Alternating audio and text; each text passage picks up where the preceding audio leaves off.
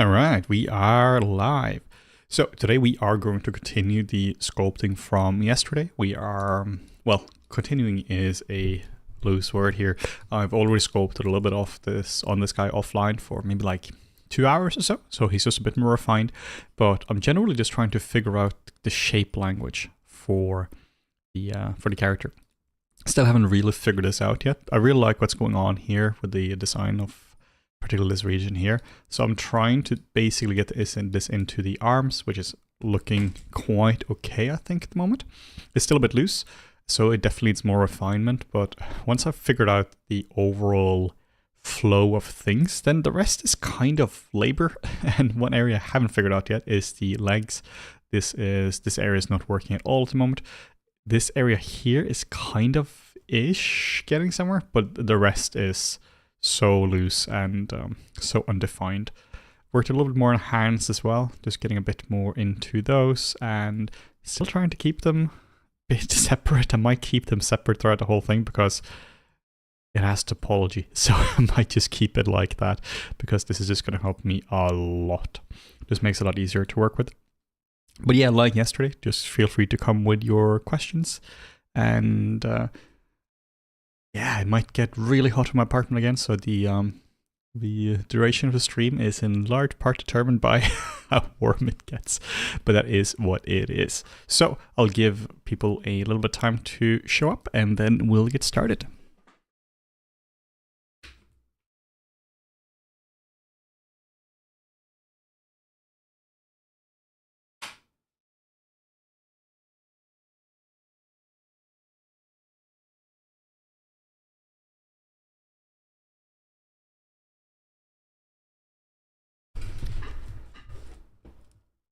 All right, so let's get cracking with this guy here. So I'm going to, there are two things I basically want to work on in order to improve this guy. First, figure out the overall design and then just refine it like crazy. Refinement is really one of those, it is labor. It's not very hard because I've been doing it for a long time, so that kind of stuff is just in my hands. But if we don't have the overall design, then it's not going to work. So that's what I want to focus on today. And if people can just confirm that the audio and everything is working in the chat, that would be fantastic. And feel free to just come with your questions as well at any point. So what I'll do is I will nuke the stuff that's here. Audio is working. Perfect. Thanks, guys. One of my main techniques for making stuff work when it's not working is the nuclear button, the eraser button, maybe a bit more low-key way of saying it. If something doesn't work, then it doesn't work. It doesn't matter how much I like certain parts of it, then it just needs to go. This is something I've been doing a lot when it comes to sculpting or dealing with topology or something. One of the ways I'm often dealing with bad topology, right? If you're trying to redirect a loop or something and it doesn't work, is just blitz it, just get rid of the whole thing that doesn't work, and then we can always just start over again. Usually, it's a lot faster to start over. The reason that it's faster is because at this point, like before, I would just be, this is what it looked like before, here, I would just be kind of noodling back and forth, and that's not very productive. But if you have a clean slate, you can work with that. I can work with a clean slate, but I can't work with something that's messy. So I'm basically going to try to just play around with the design of this. Yeah, so I was originally trying to stick way more closely to the original Pan's Labyrinth design from, Pan's Labyrinth, but honestly, it's not fun to do that.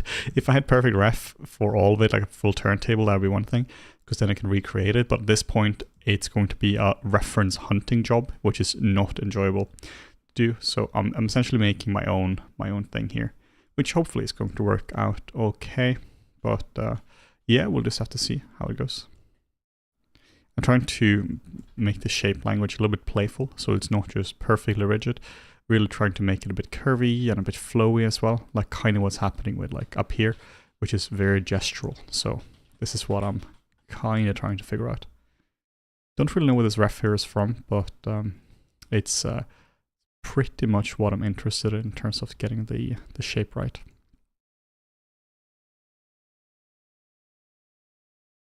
Honestly, being ruthless with your own art and just getting rid of something and starting over again is also a superpower, because you're just going to refine your art so much more.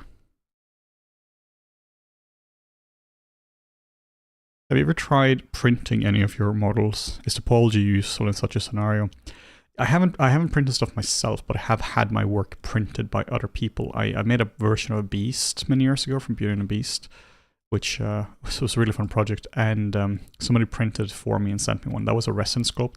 The thing is, when it comes to topology is always there's always a reason you do topology. Like, there's no such thing as generic good topology, because it depends entirely on what it's being used for. And 3D printing topology is just very different than what you need for deformation. So if you build let's say you build the best Pixar topology, and it's amazing for deformation, and now you're looking at the best topology for 3D printing. Those two things are very different, because deformation is just a very, very, very different thing than preserving shape. So when you're dealing with with printing, it's much more important that the shape is preserved. But honestly, what topology you have is much less important there, than the shape is working so large way you could like decimate it. But there are more like practical concerns, right? That this is not something I work with a lot, but you might have to print in separate sections, and you can stitch it apart, or so you can put it together as well at the end. But yeah, it's a whole different thing. Good topology does not mean good deformation topology. Or another thing which is really important, I think, when it comes to good topology, this is a bit of a bigger discussion here, but when we're looking at good topology, often what we do, right, is we have these nice loops around here and such, right? And this is kind of visually pleasing. It's very like harmonious. But this might not be good topology at all. Maybe for this character here, we need to have like loops that kind of go here. We just need a bit of an extrusion going in here. Why? Well, who knows, right? It could be because rigging is like, hey, dude, I need a shape here. And you're just like, okay, cool. This is the only way I can get this to work. So in that case, good topology does not mean visually pleasing topology. I mean, hell, there is barely any connection between visually pleasing topology and good topology. So another example here is kind of like, good topology is almost like, it's almost like you're building an engine in a way. And it would be like a pretty engine, like a really nice looking engine. Might be great. It might look really pretty, because, you know, often functional things are just stuff that is functional can look really appealing to us. But it doesn't have to be. You can have a really ugly engine that is absolutely brilliant from a mechanical point of view, and it looks terrible. So it's a bit like that with topology as well. Really just build topology that is functional first, and function is entirely determined by what you're trying to do. I gave this example in the first stream that the best PlayStation 5 AAA topology is terrible topology for a VR game, most likely, because it's not going to run fast. Or the best VR topology is going to be terrible for the best AAA game, because it runs incredibly well, but you don't care because it doesn't look good enough.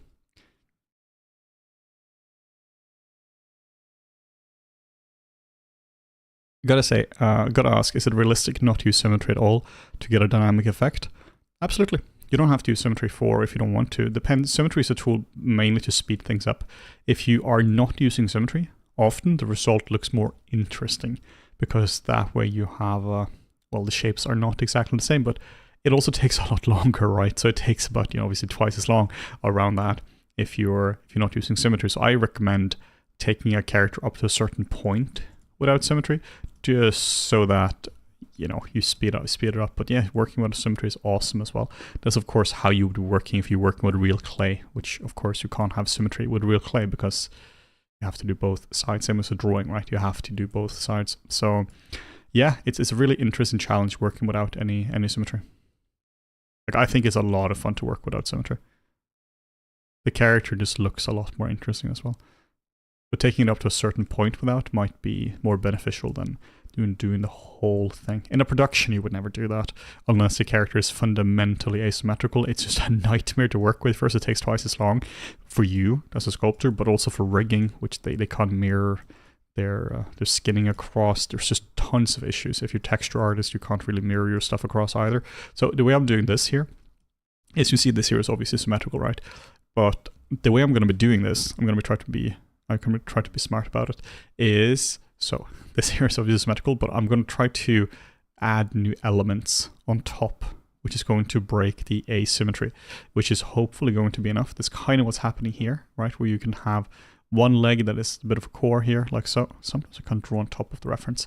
One which is more on top, and then we can add more stuff that just is layered on top of it. So that's how I would prefer to do it. Let's say you have a character that it's for a production, for a game or something, and you need to have a scar in the character.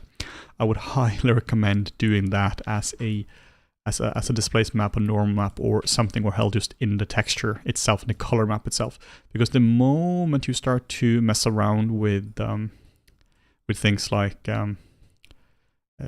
asymmetrical topology, meaning that if you were to have, like, let's say he has a scar, I might put a scar because it's a heading sculpt, so it is what it is. So he has a scar that is like this. If you start to put this into topology, like so, then the topology is no longer symmetrical. And that means that the moment you start to mirror anything across, blend shape or anything like that, man, that's painful. And it's often needlessly painful as well. Often you can have two choices that they visually look very similar, but they're very, very different for how, in terms of how long it takes to like turn them into a functional asset. So a large part of doing a production is to be really smart about it. Essentially being smart about reusing things as well.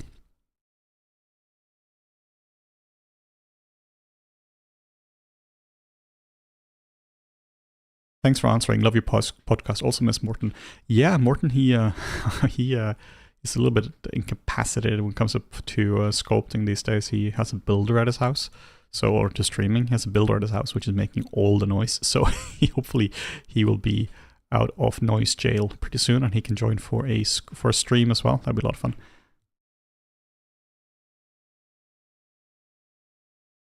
When it comes to symmetry as well, like whenever I'm just sculpting like this kind of stuff, I don't really care too much if this works or not. I'll show you an example of this. I'll show you my Brexit Shrek sculpt, because this is done. This is just me doodling around. Like, this is a highly non-optimized way of working, so you can do what I'm doing, but you know, deal with the consequences of that. So I'll load in a model now. This might just take a little bit of time. So the this here was sculpted basically as a doodle. This was one of those, I just thought it was funny. What if Shrek voted for Brexit? So I just put that into a sculpt, and then it was like, could just take it further, but I don't want to retopologize it because now it's asymmetrical. So I just zero meshed it, and then I could of course symmetrize it as well, but I just couldn't be bothered to.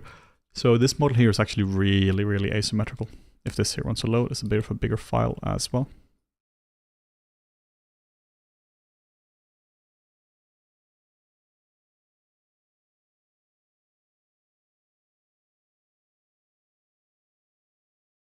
Yeah, so Michael is saying here, this looks maybe not like a tail. This is a tail, but from a side view, it goes backwards. But yeah, no, I'll make sure it reads as a tail. Yeah, I think my ZBrush is kind of crashing at the moment, so that's cool. Oh, I know what's happening. It's the file is offline and it's on Dropbox, so it's actually syncing the file at the moment. So this might just take a little bit of time here. Yeah, it will come. So in the meantime, I can just take some questions here.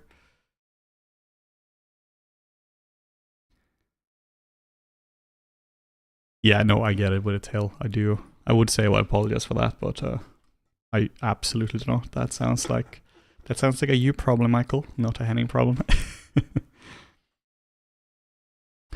Yeah, I should have checked this, because it's a lot of my work is just on Dropbox, but it's really cool when you put it on Dropbox or Google Drive, because you can just offline it, so you don't have to use all the space. You can have like 4 terabytes on Dropbox, and then you can have like a terabyte locally, and then you just like offload it, so you just use it whenever you need it. But yeah, it does turn into issues occasionally. I think it's loading now. Hey, it's Shrek time. So here we go. I think this actually kind of screwed up my, there we go. So this is a very, very asymmetrical model. It's about 14 million polys now. So we'll show you what this looks like here if I clone this one. And then we can just delete some subdivision levels. This is a little bit easier. So we go down in some of these. And then there we go, 200, that's fine. Delete lower. Ah, we have layers. Good fun with layers in ZBrush. Yeah, this is, if I have to sculpt and do any sculpting changes on this guy, man, that's just painful. So because it's, you know, it's not a smart way to work, but it can be a really fun way to work. But yeah, you do have to texture the whole thing symmetrically as well, because check it out, mirror and weld, you see how asymmetrical he is. It's not like fundamentally asymmetrical, like, but it is just that he is asymmetrical. Like, you could fix this. So if I really want to turn this into an asset for film or something, I definitely could. It would take maybe an hour or so, but 100% could. But it does really make him wonky as well. So it is really cool that he looks like this, because there's just a lot more personality in him this way. But yeah, this is what it looks like. And this is also a little bit of an issue, because whenever I could maybe do a better job here, but this is just zero meshed because I couldn't be bothered to not. So what you're seeing here is the topology in between. Here is, let's see, here is just, it's literally zero mesh. There's no separator here, so that means the line here, if you were to look at some of the renders, I'm probably going to have to just paint that out right in some of the renders, but it does not actually a perfect line. So there might be a little bit of a specular highlight here, which can look cool because it looks almost like there's a bit of spit there or something. But yeah, just something to be aware of. But yeah, I'm pretty happy with this model here as well. I'm thinking of turning this guy here into maybe a full masterclass that we had for the other character I made. But just this would be using Maya, and this would be for a bit more of an advanced one as well. Considering turning this guy here into a masterclass as well. I'm genuinely not sure entirely what I'll use it for, but yeah, I'm liking where this guy's going as well, and I think he could look really cool. I think what I would do, I would just start to make him really overkill, just do a lot of cool stuff here. But yeah, a lot of I always find a use case for my projects. Oh yeah, here we go with a tail. I always find a lot of cool use cases for the projects, but not entirely sure what I'll use them for. So if you guys have any suggestions, just let me know.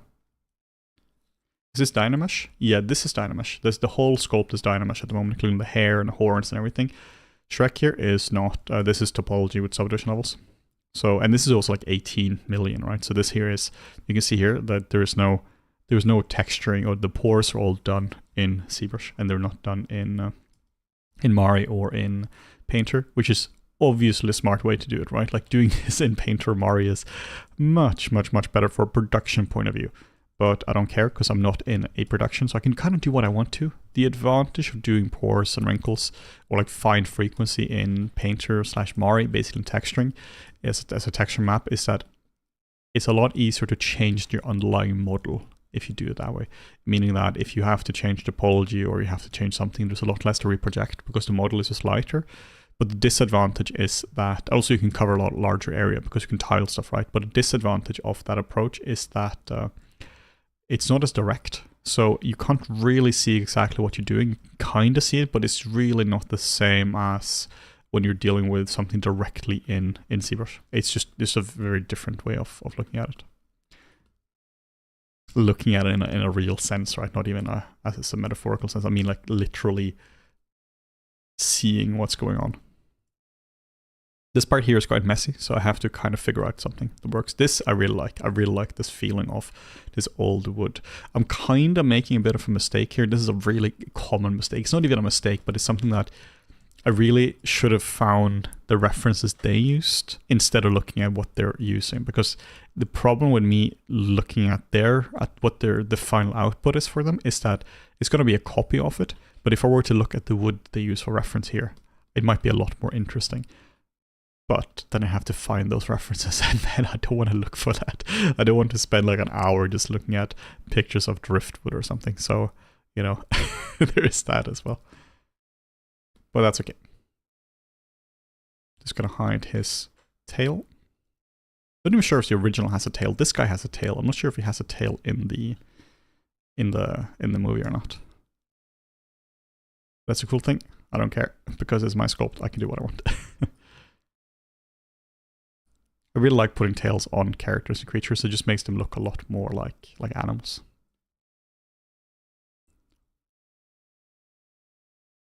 I also think about the anatomy, what's going on here. Like, here we have the hamstrings, so I think it's pretty important to get some of that in here. But I'm just gonna nuke everything that's happening here. Just get rid of it. If it doesn't work, it doesn't work. The reason I kind of figured out it doesn't work is because in Blender, this is what I set up yesterday. If you guys are interested, you can check out yesterday's stream. This is on YouTube. So here I just straight up decimated a model, 500,000, and I just evaluated a model here. This is really powerful, as a real powerful tool for evaluating the models, because you can generally see what's working and what's not working in a very different way than you can in ZBrush. So here I saw the arm and I was like, yeah, I like this. I like what's going on. It's not perfect, but I like it quite a lot. I'm okay with what's happening with the stomach, and I really like the face. That's why this is the thumbnail for the, like you see here, right? This is why this is a thumbnail for today's stream, because I like what's going on here. The hair, I think, is okay as well. The reason I'm doing the hair as a sculpt and not as real hair is because it's a lot easier to style hair if it's as clay, and then I'll turn this into an X-Gent thing at the end as well. And this I don't think is working. It's just too messy. It's just, I kind of like the sharpness of it, but it's not cohesive. So it needs to go. Also, if you guys haven't tried the new version of Purif, you should try it. It's pretty good.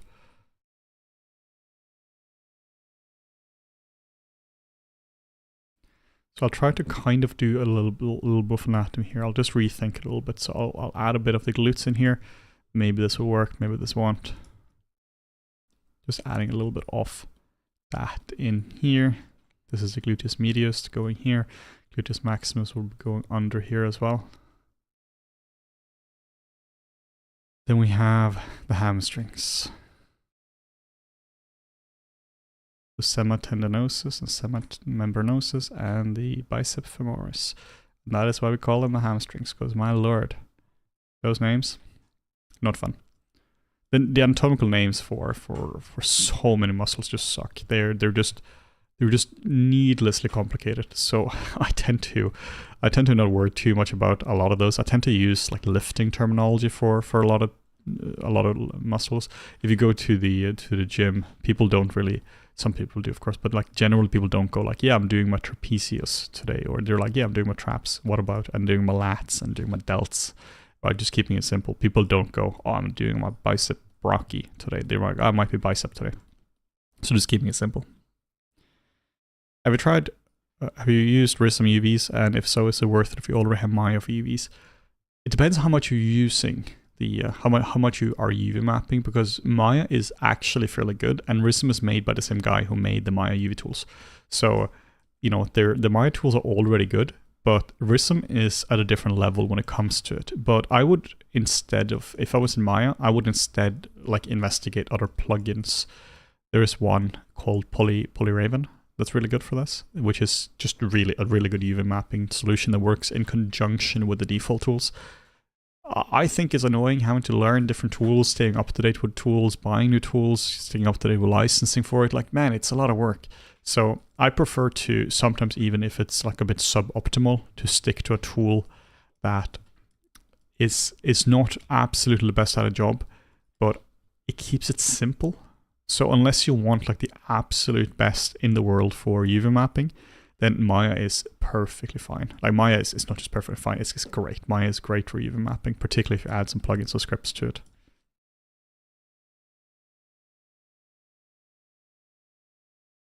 But yeah, if I was doing a lot of UV mapping, I would have been doing Rism all day. Like if I was starting a pipeline today for VFX, I think I would have been going for Blender for general asset creation, Rism for UVs, and Houdini as my main software. Probably Maya for rigging and animation. And then maybe, depending on what it would be, maybe Arnold in Houdini for rendering. So I'm really just experimenting now with this. I'm just trying to find something that works for... I might be looking at something like this more for the leg as well. Just experimenting with this, seeing what works. I'm also tempted to just get in a bit of the anatomy as well. Just getting in the quadriceps. Can work really well if you just work with the anatomy. It's kind of there. That's one of the reasons I keep drilling anatomy as well, like in all my tutorials or in the mentorship as well. Just if you know your anatomy in a generic sense, then it's so much easier to experiment with like anything. Like, because anatomy is fundamentally the same between all people, and now you can spend your time trying to make the anatomy, trying to make the design interesting. The way I kind of think about this is like if you want to, it's like learning a language. if you're struggling with grammar and vocab in a language, then it's really hard to say what you want to say. But the moment you can kind of do that automatically, that once you get to an automatic level, that's when you become fluent at language. You can focus on what you want to say instead of how to say it. It's the same thing with anatomy as well. Once you reach a certain point with anatomy, then you kind of become very quote unquote fluent at it. So that means that you can play around with it. You don't need a reference for absolutely everything. And then the reference you're using is based on design. It's not based on like it's more observational based reference instead of it being based on entirely the anatomy, because again, the anatomy is fundamentally the same for all people. So then it becomes about getting the beautiful variation between people instead of just going ham on making sure you have perfect reference for the bicep brachii, right?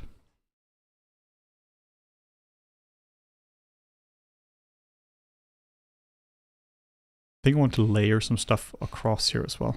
Just try to add a few layers, because I think this works pretty well for the arm. Well, just what's happening here. I might actually use this as a reference. So let's actually just throw this down here. You can Shift S this, and then there we go. And we can just hide this again. Shift S just snapshots it to the background.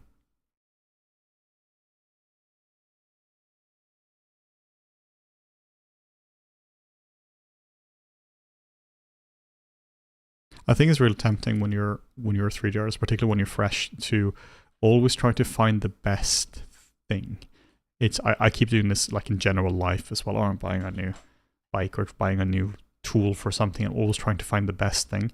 And it means if you do that, sure, you're going to get a lot of high quality stuff, but a lot of times you're just spending so much time trying to find the best deal, trying to find the best of anything, instead of just focusing on working what we have. So when it comes to, like, if you do a lot of just general modeling and such, just master one tool. Just focus on that. Don't jump from tool to tool. This is what I did when I was learning 3D, like in the mid-2000s. I tried all the software, and it meant that I did learn a lot of different software, but you don't need to, right? You don't need to know all the different software. You don't need to use Maya, Modo, Blender, 3D Studio Max, at that point, like XSI, right? It's just find something and just stick to that.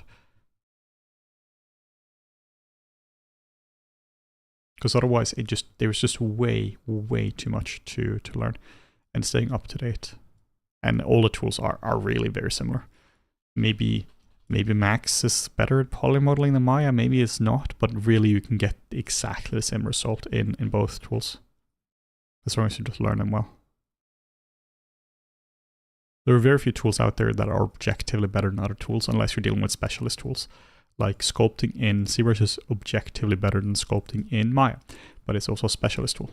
So I think it's a large way down to finding tools that just get the job done.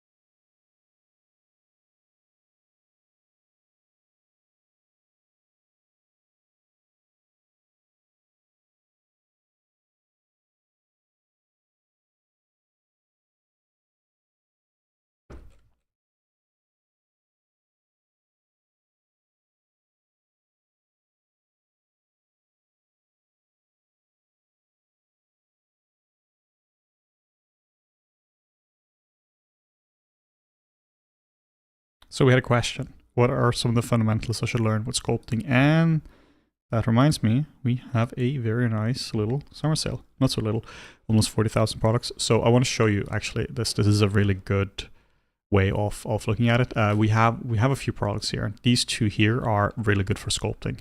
I made both of these. So essentially for these two courses are things that I wish I knew when I started with sculpting, stuff I wish I knew. So here is Intro to Sculpting, and here is Intro to Anatomy. You can check this out yourself. These are both 40% off at the moment. So Intro to Sculpting is essentially what I recommend once you know ZBrush. Here's Intro to ZBrush as well for good measure. So Intro to ZBrush is about learning ZBrush, right? Useful stuff for learning the software. then once you know that, then I highly, highly recommend Intro to Sculpting. This is kind of the next step. This is where, of course, you can just check out YouTube, right? Tons of this kind of stuff available on YouTube, but this is collected in one spot, and we do cover a lot of stuff that isn't always really covered. So what are some of the fundamental things you should learn? Well, check out the chapter list for this, right? Here are some of this gives you an idea for different things. So some fundamentals would be with the overall sculpting workflow. You also have some basics, which is pure like, how do you work with ZBrush, with sculpting Dynamesh versus subdivisions. You have what is appeal and gesture. You have using silhouettes, different frequencies, and all this kind of stuff, right? So this kind of stuff is really useful. But yeah, I do recommend these 3 tutorials like quite a lot, because these essentially answer your questions. Because man, there's a lot of stuff to talk about when it comes to what are the fundamentals of sculpting. So I hope that gives you an idea. I mean, if you aren't interested in the full course, like I said, you can also just check out the chapter list for it. We have at least one free chapter on YouTube as well for that. So yeah, we also always have tons of content on our Flip Normals YouTube channel in general for sculpting. And something is happening with ZBrush at the moment. Not sure what's going on, but we have a spinny thing. So let's hope this is not bad news. Worst case, I lose a little bit of work. Hey, I did not. That's good. I'm gonna save this. I've taken the sculpt a lot further in these streams. This is the 4th stream I'm doing this week for it. So the head was kind of working for when I started, but the body really, really was not. So yeah, I've really taken this the body a lot further this week. Yeah, it's a fun sculpt. I'm enjoying this one.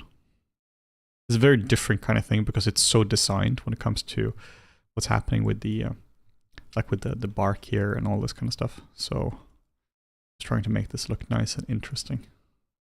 Like I said before, once the design is kind of there, once I have some soft, nice shapes, then it's just put on some nice music and then just go ham. Just really just work in the different shapes you see. Put on some Rage Against the Machines and just go for it.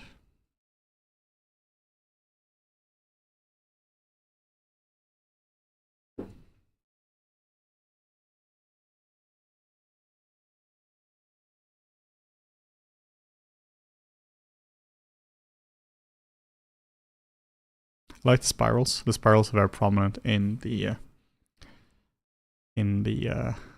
designs. Tons of spirals.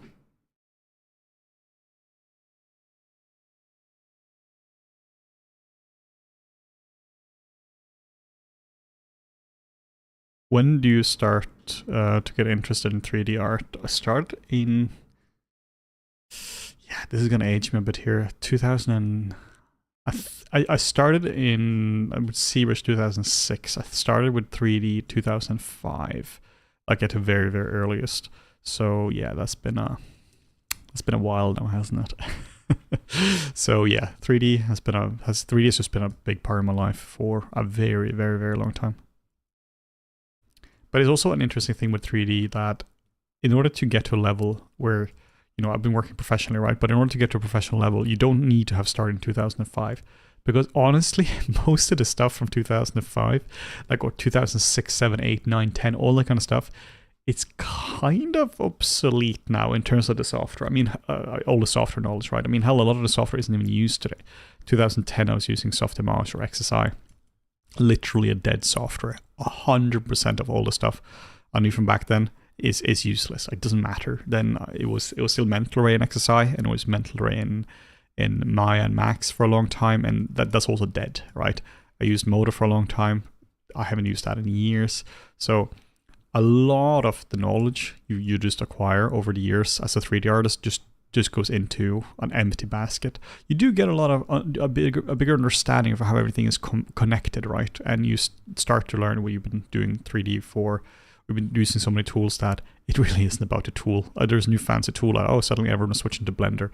Yeah, that's cool, but it's not like I get excited about it because it's just another tool. So I've seen this happening a lot of different times. People are switching to a tool, they get super enthusiastic about it, and it's cool, but it's just another tool. So you just kind of learn that, you become a bit more detached from the tool and focusing more on making cool art with it.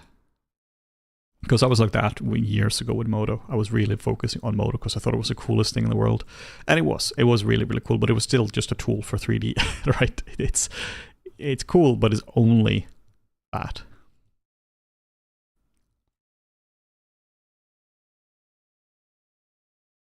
Do you mean 3D shapes when you talk about shapes? When I refer to shapes, I generally refer to shapes in 3D. Basically, when I was saying make appealing shapes, for instance, that can be one thing. This is what I'm focusing on here. An appealing shape would be a shape that is generally clean. So for instance, there's a lot of stuff happening here, but the shapes are still quite clean, meaning that the way you can think about shapes is almost as a curve in 3D. You know, when you have a curve, you have a curve point, and then you have like a line, or like you have like you can have a capacitor handle like this, and then you have the curve kind of go like this. Long way to say this, but essentially every curve would have like 2 points, and I'd like to think about shapes kind of working like this. So I think either you have a straight line or you have a C curve. Yes, you have S curves, right? But those are just multiple C curves. So this is how I kind of think about it. So clean shapes for me would be straight, curve, curve, curve, curve, curve, curve, curve. But this is what I mean by clean shapes. It's controlled shapes. And not all these here are super nice, and this is something I would work more on, but this is something I really, really focus on when it comes to making characters. The head is a lot more refined, so this is a better example. Notice from here to here, curve. From here to here, curve. From here to here, curve. Like it's all just curves, right? So this is one of the things I mean when it comes to shapes. But shape is tricky because it's not just that a shape works as, it's not you just have lines, because sure, some of these things here are just lines, but it also works with volume as well.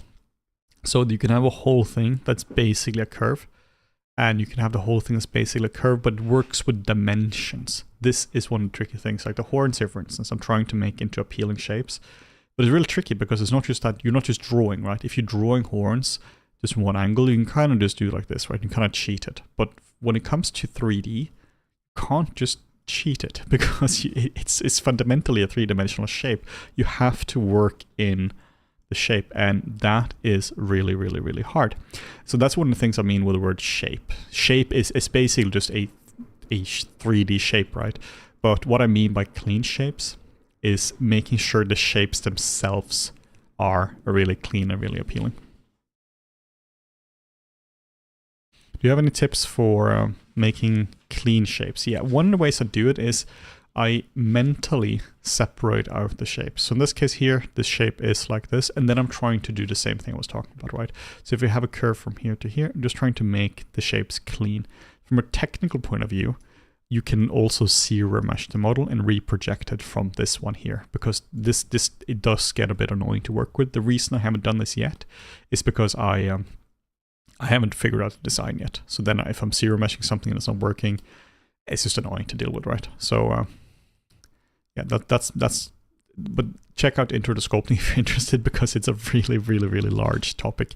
And yeah, it's just a difficult one to just explain with just words.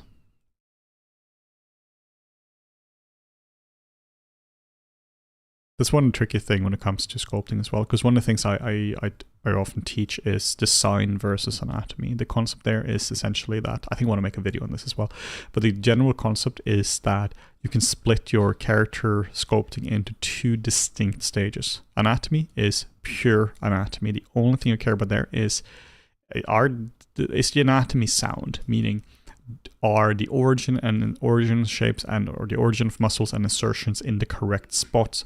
Are the tendons correct? All that kind of stuff. But the problem with just doing that, with just focusing on that part, is that then you just get a medical model, right? It's not an interesting shape. It just becomes correct anatomy. But if you were to look at somebody on the street and you start to analyze their anatomy in the most appropriate way possible, then obviously they have correct anatomy, right? Like every single person has correct anatomy. You can't look at somebody and be like, yeah, your anatomy is correct, because it doesn't conform like an anatomy book. It would be like if you have an anatomy book and you were to compare people at a doctor's office to that, and you'll be like, this person here doesn't fit the correct anatomy criteria, so their anatomy isn't correct. Well, it's your book that's incorrect, right? Obviously, all people have correct anatomy. What this means is that you need to have a whole different stage as well, which is just design. The only thing you focus on there is appealing shapes. Why on earth do we have to split this into 2 stages when I just said that correct anatomy is also appealing? It's because it's too hard. It's because anatomy, sculpting is just really, really, really difficult. And you can't know all the anatomy by heart. Like, there's no way. If you're looking at somebody's arm, you can't know what that arm is going to look like, because if you have 100 different people in a room, you can have 100 different arms, even if these 100 people are the same age and they've been doing the exact same workouts. And so meaning they would have the same fat percentage and the same workout regimen, the same muscle density, right? Like they would still look very different, just because people are just very, very unique. So you can't know what generic anatomy, how that's going to affect people, because anatomy is really, really complicated. The pure muscle origin assertion is not particularly complicated. You know, it's complicated because there's a lot of it. But if you just start to analyze one muscle at a time, you're looking at the bicep brachii, you know, the bicep in our arm, and you start to analyze that. You're like, you know, you can kind of figure out the gist of that in a few minutes, right? But if you start to analyze all the layers would be basically bone, muscle, fat, skin, fascia, tendons, all sorts of different stuff, cartilage, then collagen, all sorts of crazy stuff. Then stuff gets very, very complicated. It also gets complicated because it's all affected by your environment, your age. If you have somebody who, let's say you have 2 twins, identical twins, one lives in sunny Brazil for their entire life and they're in their 60s, the other one lives in a tiny office in the UK, barely gets any sun, they're going to look very different after 60 years of environmental exposure, particularly if, let's say, one in Brazil, let's say that there's a lot more like chemical exposure or something, like let's say they live in a very dirty river or something, they would have a very, very different skin, or like health-wise they were very different. So there is just so much that's complicated about anatomy, and that is why we break it down into anatomy and design. Because in the anatomy stage, we just focus on the structure. We just focus on making sure the shapes are as they should be in terms of a pure technical definition. And then in the design phase, this is where we're starting to go, all right, this person here has a significant amount of like mercury poisoning, right? Or whatever it is. Or just that the skin is heavier.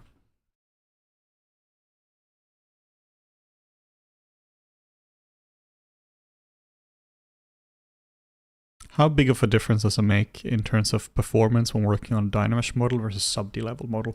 It makes a big difference if you are, like, if you're not sculpting, right? But if you want to do anything else to the model, if you're dealing with a rig or anything like that, then it makes a big difference. In terms of just like pure practical performance here, this model here is on 2 million now. If I sculpt this, if I were to zero mesh this and the lowest level is like 5,000 and subdivider up, practically no difference, right? But one of the differences, if you want to change the shape of it, it's a lot easier to change the shape when you're dealing with subdivisions.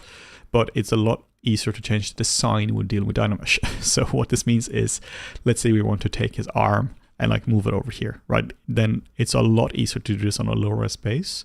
But if you're doing this on a high res base, then you're moving the whole thing around. So instead of just like the low res cage.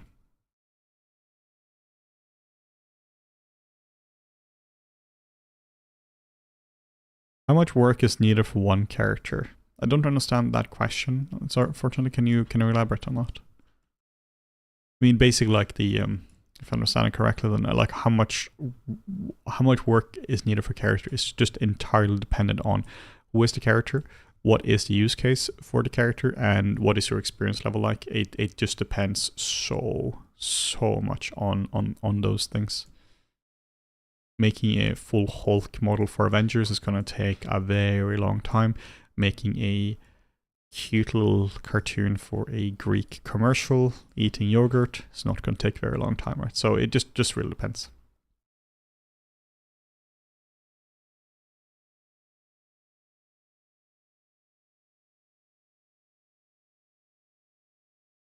Still trying to essentially work with the anatomy I have, like just getting behind the hamstrings, but not being like overly anatomical about it as well. More like using it as a general guide, and then like playing around with some of the brush strokes, seeing where this takes me. Kind of like what's happening here, because this looks like the gluteus maximus, basically the butt muscles. I just want to push this up a little bit more, because then it's almost like we can actually emulate some of the anatomy here.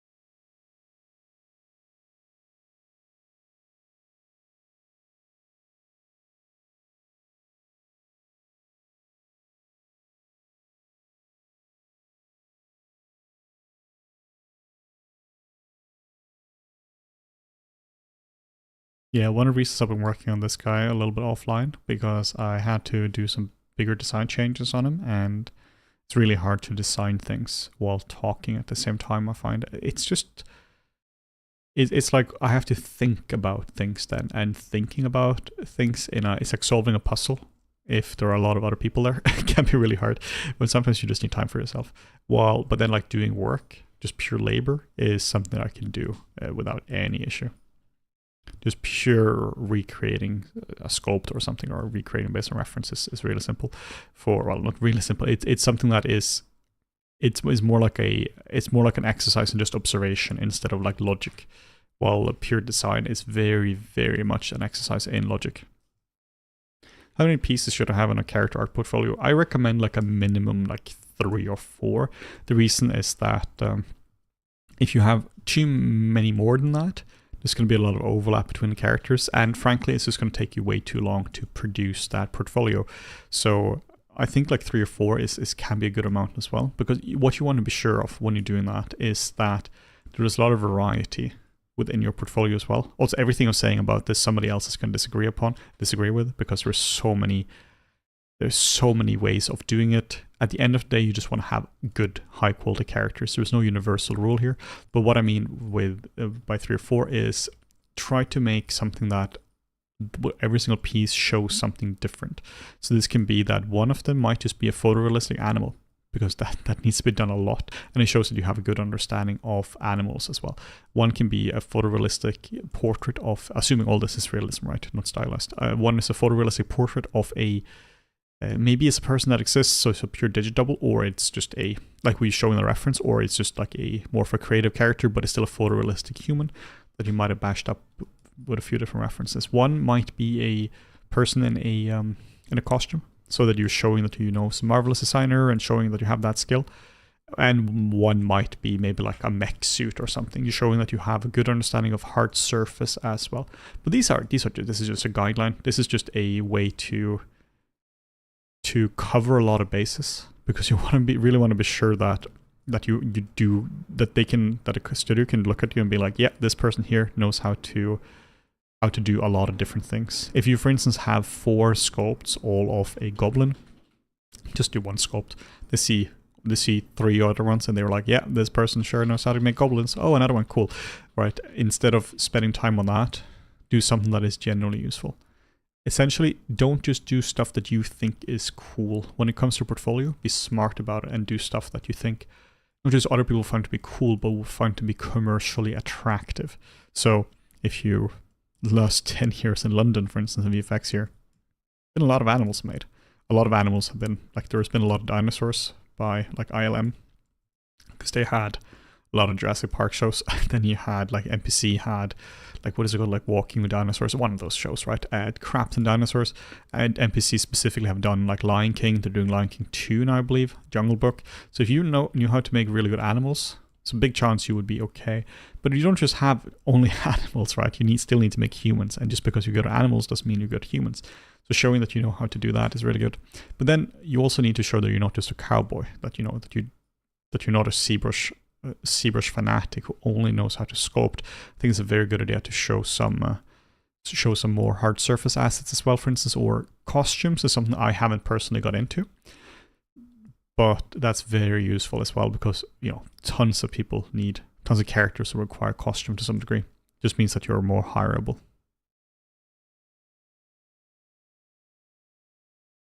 But yeah, there are so many ways to build a character portfolio, and not every single person who's ever got a character job, every single person have their own story.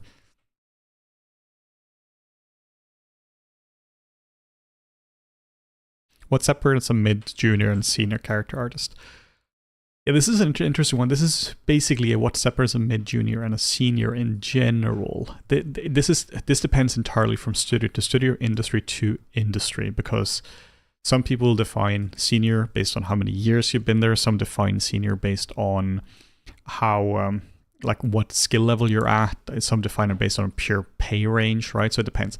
But in general, no matter what, when you're starting out, you still need to be a good artist, meaning that you still need to, if starting off as a junior, you need to be able to do the work, right? You still need to be able to produce, assuming this is character art, right? High quality sculpts and just generally good at what you're doing. But the thing is that when you're dealing with as a character artist, it's a lot more than just sculpting. So the sculpting level may not be different between a senior and a junior character artist. It can be, but not necessarily. I worked a lot of senior character artists who were decent at sculpting, but very good in other ways. Or you had phenomenal juniors at that. But that just depends, right?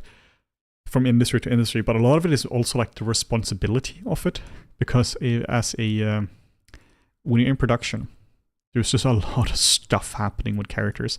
It's not just a case that you need to sculpt. It needs topology. It needs different UV sets, and you're dealing with feedback, right? And it's really hard work because the character is often the thing that's on a poster. It might even be the title of the movie, like Dumbo, or what is called Casper the Ghost, or whatever it is, right? So a lot of this stuff is, a lot of characters are really, really important. And then when the higher up you go, the more responsibility you have as well. But also the higher up you go, the more responsibility you would have for training other people on a team, documentation, making sure everything works as it should. But some people are also just it depends, right? Some people are more, some studios regard characters, artists, or senior people more as that you're more almost a leadership position, right? It's almost like before lead. And some people are just no, this guy here is just the hottest sculptor we have. He is just fantastic. He or she is just phenomenal at sculpting. So they're obviously senior, even though they have no interest in teaching anyone else. And right, it really, really depends. But generally, your skill level, of course, increases, right, as you do more work. If you have no years of experience versus 10 years of experience, most likely you're better at all the different things. But it's also just a level of responsibility you have. And it would be if somebody needs to get estimates for something or to get help with recruitment, all that kind of stuff, they might just ask you as well. But there is no clear-cut answer for that. Also, like I said, senior, junior, all that varies very, very much between industries. Some places have it highly formalized. Oh, you get promoted from junior to mid. And I never had that. I never had an official ceremony where you're congrats, you're now a senior. It just kind of, for my sake, it was more all right, my pay level represents the senior level. But yeah, really, really, really depends.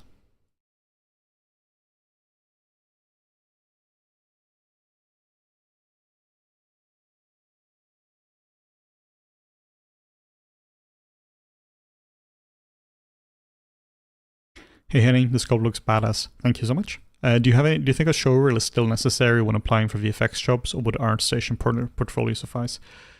I would say it's the safest thing is to have an ArtStation, because I think a showreel is silly when you're dealing with static things, like in this case a model, right? I think it's silly to have that, but a lot of people don't think it's silly. So a lot of people still prefer to see a reel. So it doesn't matter what I think, it matters what the people reviewing your work thinks. I think even so, you should do both, because a showreel sucks to it's so not practical in so many ways, because you're dealing with you have to show it to people, and there might be password protections and all that kind of stuff, and you can't zoom in on it. And if you want to to see a still frame, you have to pause it. There might be music. The person who is doing the showreel might be terrible at editing, and the resolution is most likely a lot lower as well. So with all that said, I really, really do recommend that you have both. And do not make a custom website. Some people can do it once you're a bit further in your career maybe, but as a student, I really don't think you should make a custom website, just because you're probably going to screw it up. If you know what you're doing and you make a simple one, sure, go for it. But most likely, everyone who's doing a custom website is just gonna screw it up. Even if it's a case that day before your interview where you have to people have to look at your website and the website is beautiful and all that, you forgot to renew your domain and now suddenly the website isn't working anymore. Right, so there are just a lot more things that can go wrong with a custom website versus something like a pre-made thing like ArtStation. So there have been a lot of questions here now while I've been talking. So if I'm not going to scroll up in the chat because I don't want to because it is not a sculpt. So if you have any questions that I missed you, just write it again. I haven't ignored any questions. I just have a human brain capacity, and I'm sculpting at the same time, so it's a bit hard to catch all of it.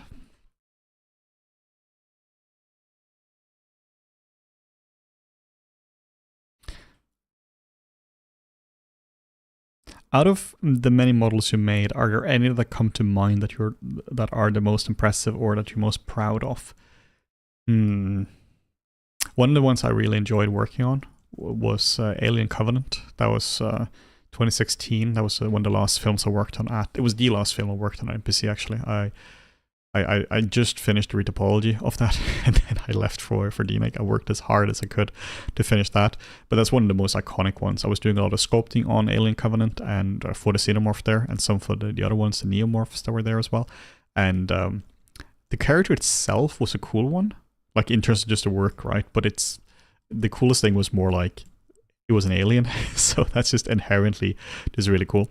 So I really, really, really enjoyed that. That was that was one of the really, really cool ones. Because Alien Covenant is still watched a lot, and there's still posters of it and all that. And just looking at the poster, like the main cover of it, being like, "What the crap! I worked on that. I worked on the character on the poster." So that was really, really cool.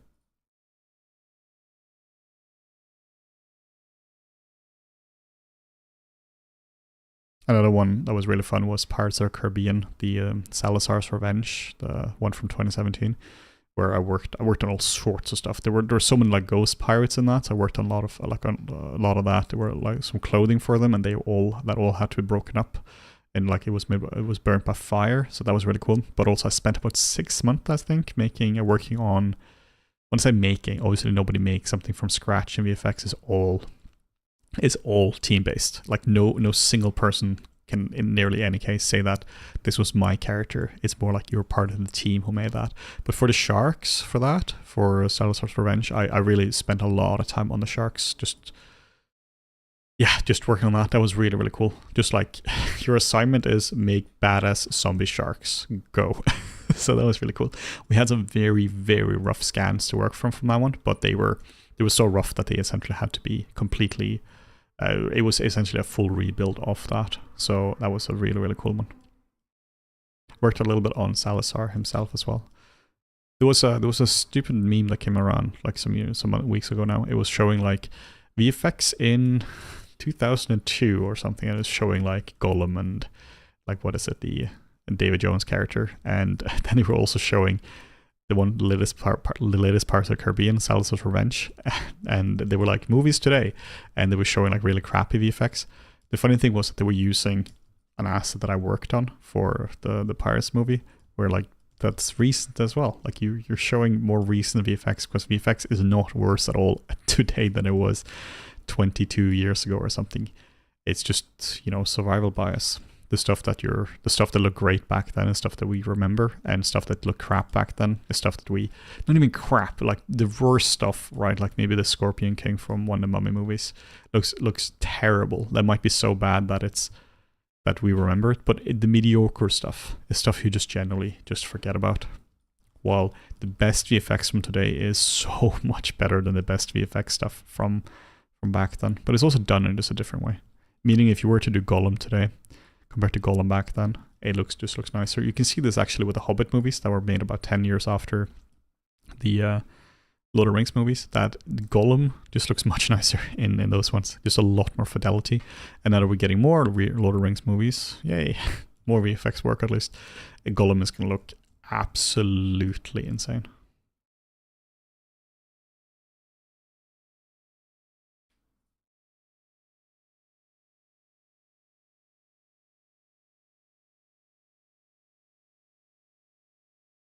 Yeah, there is VFX, there's CGI everywhere, and it's getting invisible because it's that good. Yeah, I mean, today, most likely, most people, including myself, are not able to tell if something is VFX or not, or CGI, right?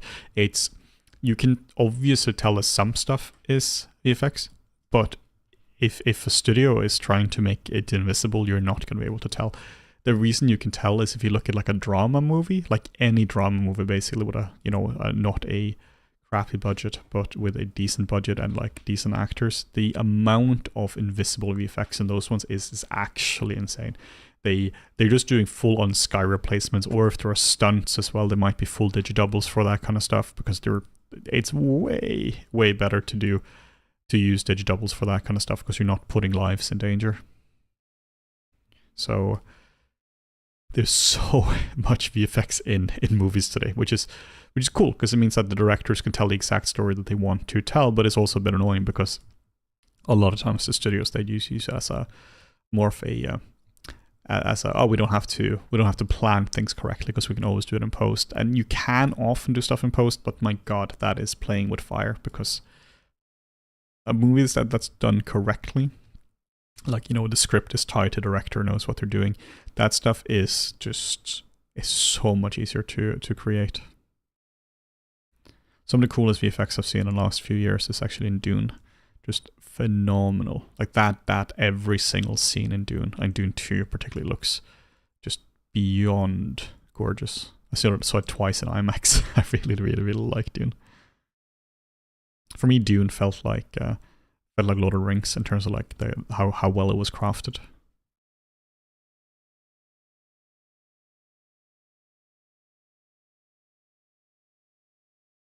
For a portfolio piece, let's say, for example, a realistic character, I would assume good clothing armor quality is mandatory. Would you recommend learning Marvelous Designer?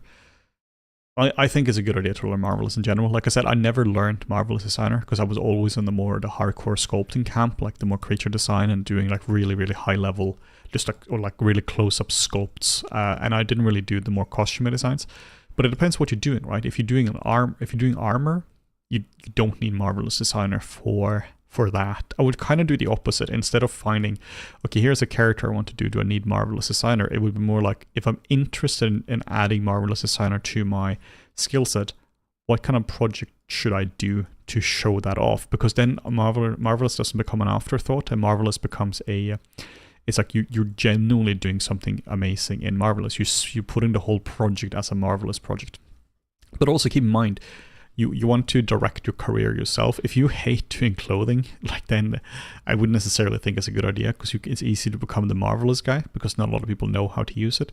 So even if you get hired and then the only thing you're given is Marvelous and you absolutely hate that, be careful. Everything you put in your portfolio should be something that you are happy to do full time, to create, right? So yeah, you want to direct your career. Like examples of awesome Marvelous project could be like a really overkill, like old Victorian dress or something. Like there's so much cool stuff here you can do with that. That stuff is of course very difficult, because you basically have to, how when you're sculpting, you have to become a sculptor. Here you have to become a tailor. So that's it's difficult. Also nice seeing you here, Mate. Nice of you to drop by.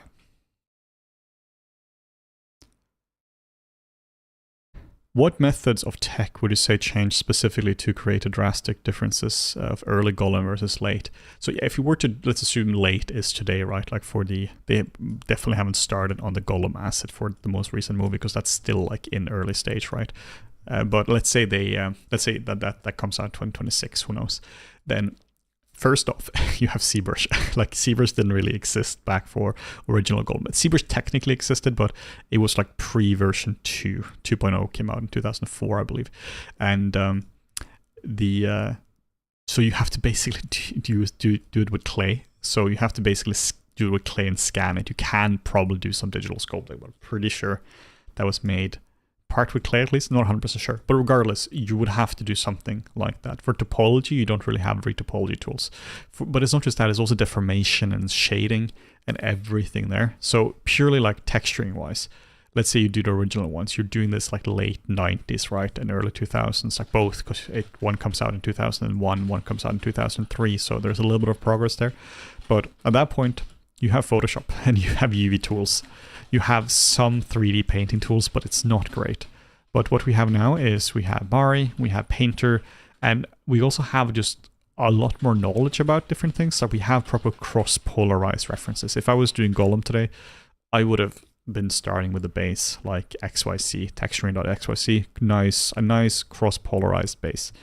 Get the shading to work, get all that kind of stuff, right? And then I would paint the crap out of it as well.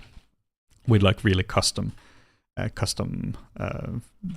painting, right? Making sure the colors and the values are correct. Then you have like the high frequency details as well, like the XYZ stuff as well. So, or like, you know, the flip mode's face kit, all that, and just making sure that works. But also just skin shading wise. Back then, skin shading really sucked because I mean, just render time is way faster today. It's not even like oh, it's a little bit faster. It's a mid-tier PC today would be like the wetter render farm. Like it's a whole different world. So you can do stuff that you couldn't do before. That today, when it comes to shading and things, you can properly simulate it that you couldn't really do back then. So you had to hack a lot more stuff together. So it's a whole different thing. So today, if you were to make Golem, there's also a lot of things that, you know, simulation-wise, you know, you would do a proper muscle sim for that. They had rudimentary tools for that kind of stuff, right? But it's so different. There's mocap. Yeah, sure, they had some mocap back then, but it was, I mean, if you look into it, like a lot of the stuff they use for Golem, they're talking about it was mocap. It was hand animated by the animators. They use Circus as reference for things, but a lot of it was animated by hand. So you have a lot of that. But then you also have all the other stuff around it, like just in terms of shot production, like in terms of like the final lighting and rendering. Like I said, rendering is much faster today. All tools are just better. Animation tools are better. Everything is faster. Rigging tools are evolved. It's a whole different thing. It's like a car from the 1920s versus a car from 2024. Completely different thing. Essentially, to put it like this, if you had to make a character today, and like if I was forced to make a character today and I could only use like 2000 tools, and that includes a 2000 computer, a 2000 tablet, right, then I would be in a lot of trouble. Right? It's a very different kind of way of working.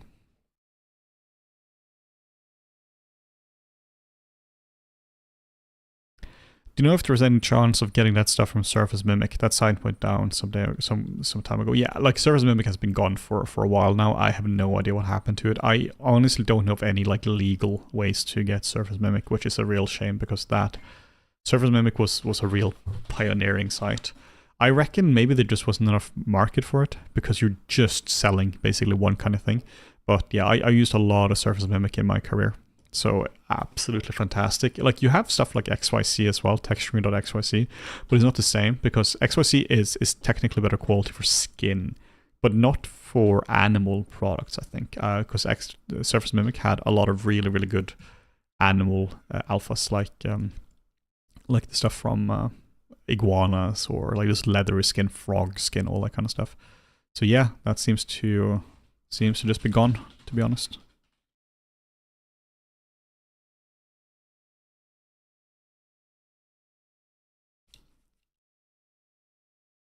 Oh yeah, another thing here as well when it comes to the to Golem as well. Like here, like the color palette was smaller back then. Like just like today you have aces, so there's just a lot more range in colors. Like you're just dealing with everything being worse. At that point, you're dealing with like there are no flat screens, right? Like all computer monitors are these like giant screens that take up like 40 centimeters behind your screen, really, or on your desk. Just a different world.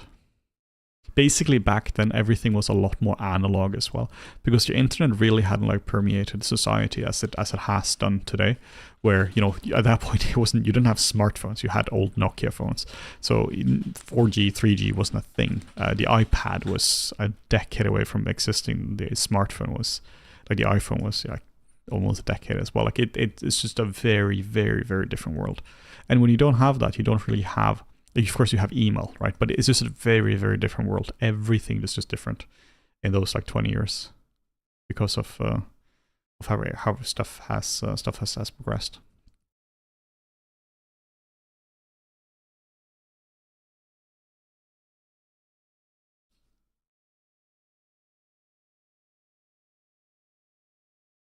What are your thoughts on Blender background for game development, specifically character creation? Should I learn ZBrush, Maya, 3ds Max, and Substance, or focus on specific aspects? I mean, Blender is great, but it's not a replacement for Painter or ZBrush. For Maya, it might be, because it's if you're doing a character and you're doing modeling, texturing, or like if your modeling needs are like UV mapping and baking and that kind of stuff, like Blender is great. It's not for baking, right? But you do it in other software. So for that stuff, Maya is fine. It's just an asset tool, right? But if you're doing sculpting for game dev, I highly recommend that you learn ZBrush. For texture painting, it's not even up for question. Like Blender is absolutely unrefined for texture painting. Like it's so far behind Painter. Like it's a different. It is almost like what we talked about now, right? Like it's almost like the Golem of 2001 versus like Golem 2004 or 2024. So yeah, for texture painting, 100% you need something like Painter. You can also use Mario, I suppose, but Painter is used a lot more in game dev. But yeah, I mean, a lot of game artists are apparently switching to Blender, which is great.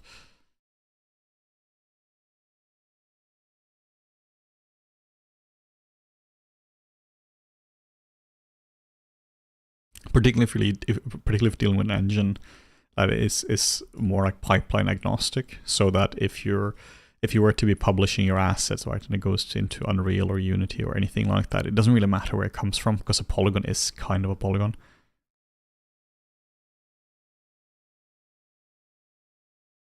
Though at the same time, I do really recommend learning one of the main tools as well. Like if it's 3ds Max and Maya, I think it's a very good idea to have an understanding of that as well, because you might have to use that once in a while. There's no guarantee that you'll be allowed to use Blender. It's maybe there is. It depends, but I think it's a very good idea to learn at least to a rudimentary level the tool that the studio is going to be using as their main tool. Even if it's just that, you might have to maybe the pure export is from Blender or is from Maya, right, or Max. Just making sure that you do some research into this, into the specific industry you want.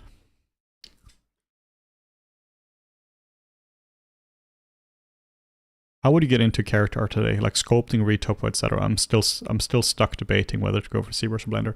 So for character art, 100% ZBrush. Like no debate there. ZBrush is a stronger sculpting tool, like full stop. It has more features, it can have higher poly counts, it has better brushes, it has a much stronger support network for additional resources like alphas and IMM brushes and all that kind of stuff, VDM brushes, all sorts of stuff. If you want to become a character artist today, what I recommend is that you go hardcore into sculpting. The reason I recommend hardcore into sculpting is because retopology, UVs, all that kind of stuff, this is stuff that is kind of easy to do. I'm not saying that it's very easy to do, but I'm saying that it's like it's a skill that is not, like you can take somebody from the street who understand how to use a computer, and you can teach them how to read topologies and UV map and bake something within like a few months, right? And they will be able to do everything there. The same person, in order to sculpt, would take like years to learn. Like it's a very different thing to sculpting something versus retopologizing something. Is just very different. So I highly recommend that you go for the stuff that is legit really difficult to do, because there is a lot less people who are very good at sculpting. That's the thing I see when a lot of people, they're showing their portfolios for character art, and a lot of them I just have to go, sorry, your characters just don't look good enough, and they're showing their wireframes, and it's like, oh, but my topology is fine. Your topology is fine, but your character isn't fine. Topology is just an optimization, right? So you want to be sure that the underlying asset is sound before you really start to optimize something. Like, who cares if a mediocre looking character is well optimized? Sure, it's a skill as well, but I really think it's a good skill it's an important skill to learn to sculpt as well. I genuinely think that is one of the top skills any character artist any aspiring character artist can pick up. The good news about that is that learning to sculpt is simple. Simple, not easy. Very different things. Learning to sculpt is simple in the sense that you need ZBrush, you need a tablet, go. Right? You can learn ZBrush quite fast in terms of pure tech, but sculpting takes a lot of time. But really, it's a case of sculpt a lot. Learn anatomy, sculpt a lot. It's not very technical, to be honest, not compared to a lot of other things in 3D, not compared to like doing effects or something, right? But it's a journey where what you spend most of the time is improving your understanding of a subject. Sure, you need to develop eye-hand coordination as well, but a large part of sculpting, this is what I see with my mentees as well, when they're improving, it's not because suddenly their eye-hand coordination gets better, because they might improve from week to week. The thing that changes is their understanding of the subject matter, which is absolutely key. There are, of course, other ways to get in as well. There's so many different ways to get into character art. There's no one way to get in. Some people might argue with me as well that sculpting is not the most important skill, but I really think it's one of the key skills to learn. It's one of the like underlying skills for everything. If you have a good sculpt, we topologize, and this sculpt isn't that difficult. If you have a weak sculpt and you want to retopologize the sculpt, like, it doesn't really matter if the topology is perfect, because topology is one of the shots you need to produce, one of the screen grabs to produce for a portfolio. The main ones are going to be like the beauty shots, right? Basically, first you review the beauty shots and then everything else. If the beauty shot doesn't look good, you're not going to continue to the breakdowns. If the beauty shot is good, well, now you have my attention, let's see the rest. Also, if the beauty shot is fantastic, let's say it looks brilliant, but topology is a little iffy, right? I'm like, all right, cool, like, at least that can be taught. Topology can be taught in production, but good sculpting cannot be taught in production. There's no time for that. Also because it takes such a long time to learn topology, or to learn sculpting. So just as a reminder as well, speaking of all this, we have a very nice summer sale ongoing. So I'm going to send a link to this. This is the Flip Normals creator, where everything here is 40% off. But also we have a ton more stuff. So these are some tutorials I mentioned before. This is Intro to Anatomy, Intro to Sculpting, Flip Normal Skin Kit, Sculpted for Anatomy. All these ones here are really good tutorials. I've made a lot of these ones as well. Some are made by other really good artists like Ben Erd here. Here's one that we focus on how to take a character through from start to finish, a full bust. So you learn how to make this whole character from scratch, all real time as well. So going from the first sculpt to the final sculpt, including topology, UVs, rendering in Blender, all that kind of stuff. It's not for games, but the difference between that and a game character would really be optimization. The rest is very similar. The sculpting, texturing, all that kind of stuff, very similar. Yeah, so definitely check out that if you're interested in learning some really cool new skills. Here's one as well that's really cool. This is a tutorial that came out fairly recently, and it's about how to do stylized texturing like this. Really cool stuff. I'll send a link to this one because this was went under the radar by a lot of people. So yeah, check out flipnormals.com for really cool sales. This is like this is basically the biggest sale we have. We have the Black Friday sale, which is in November, or for Black Friday, and then we have like late November, right around Thanksgiving, and then we have the summer sale. These are really the big sales. So if you're interested in some cool new products now, go check that out, because it's gonna be some time until the next one.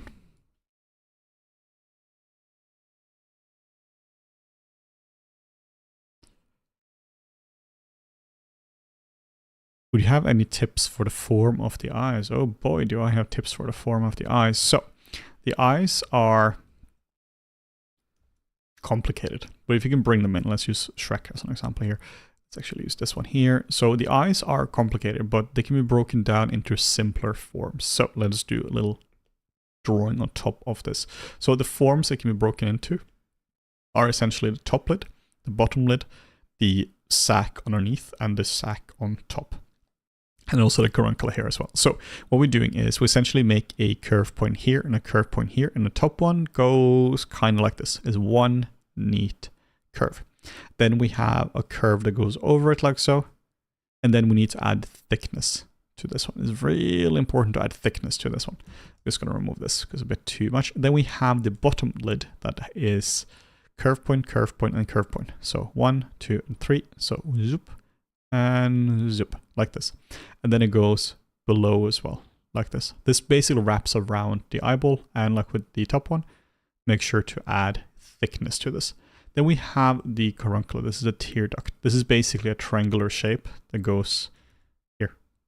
This is really, really, really important to get in. If you don't get this in, you are in trouble because the whole eye is going to be missing structure to it, like this. And then we have the top.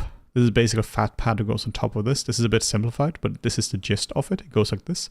Then we have the one that goes on the bottom as well, like so. And then around the whole thing, this is where we have bone. So this is bone here, and there's bone here as well. And this is the main structure of it, essentially, to sum this up. We have a fat pad here, we have a fat pad here, we have the top lid, and we have the bottom lid. Then we have a little caruncle here as well. Caruncle, depends on who you're asking. So this is what I'm doing for this character as well. Top lid here, fat pad, bottom lid.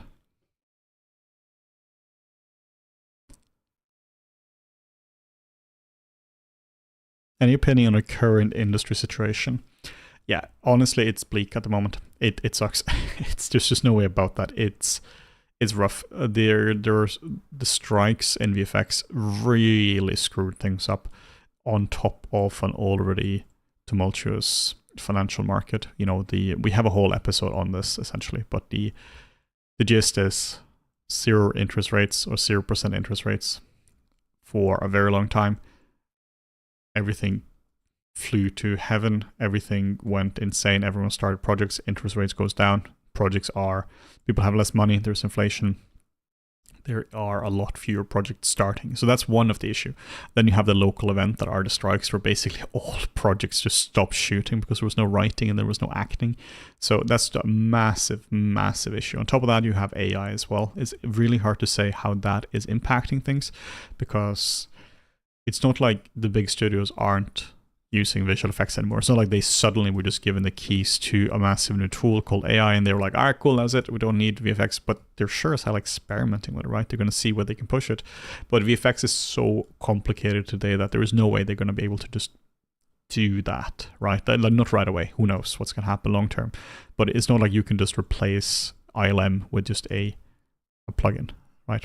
So there was just a commercial done by Toys R Us where they're using Sora, the OpenAI tool, and it looks like garbage. Like, it's really impressive visually for still images, I suppose, but as a video, it's really, really, really uncanny. It's one of those, if you were to have good lighting or good, let's say you had good lighting in a film or a commercial, and the sets were really nice and all that, but the actors had all shark eyes. Like, there's no life behind anything, and it's just really, really, really unsettling to look at. For me, it's like uncanny valley for the soul. It's like, it's a weird thing to look at, because it's not even like a anti-AI kind of sentiment. It's just you're looking at it like, man, this is uncomfortable to look at. So let's see where it goes. But yeah, currently, basically, my thoughts of the industry right now is honestly just my sympathies goes out to people who are affected by it. I know a lot of people who have been laid off in the last few months. A lot of people have been laid off for a long, long time.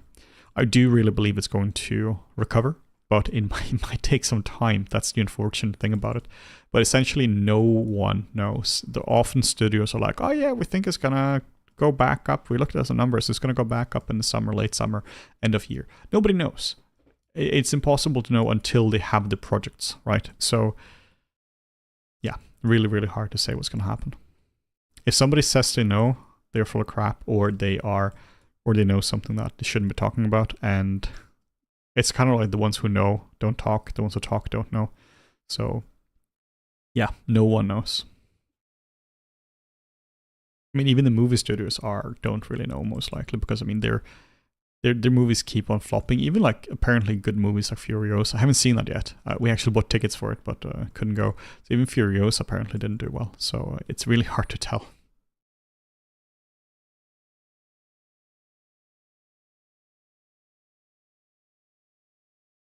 Yeah, productions have started sending us AI character designs, not based on the actor for makeup effects.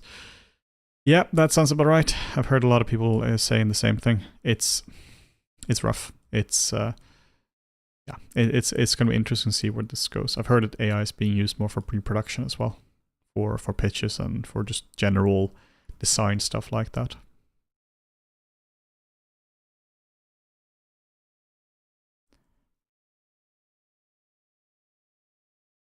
I mean, everyone in this industry is feeling it as well. So yeah, I want everything to recover as fast as humanly possible.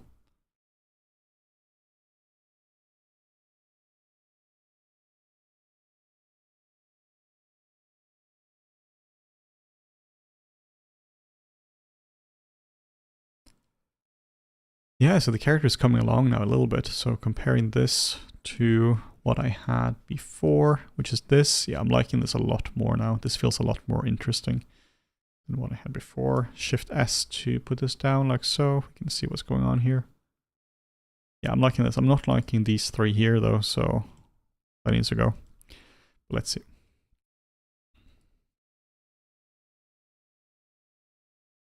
Again, like I said in the beginning of the stream, if somebody's been watching from all the time, if something doesn't work, it's gotta go. What alpha are you using for the clay buildup? This is what I call the Henning alpha. It's a custom alpha I made myself. So probably we're gonna release that publicly, but we haven't really figured out what to use it for yet. It might turn into a full brush kit, which would be really cool, or it might turn into just honestly just a free alpha or free brush. Don't really know yet, but it will definitely be released at some point, because I've flat out replaced the clay builder brush, which I never thought I would, but I made this alpha and I experiment a lot. I sat with this for a lot of time, going back and forth, and then I started playing with different brushes, and then this brush here was the one I kept going back to because I just really enjoyed using it. But yeah, currently no way for you to get access to this one, unfortunately. But the alpha looks like this.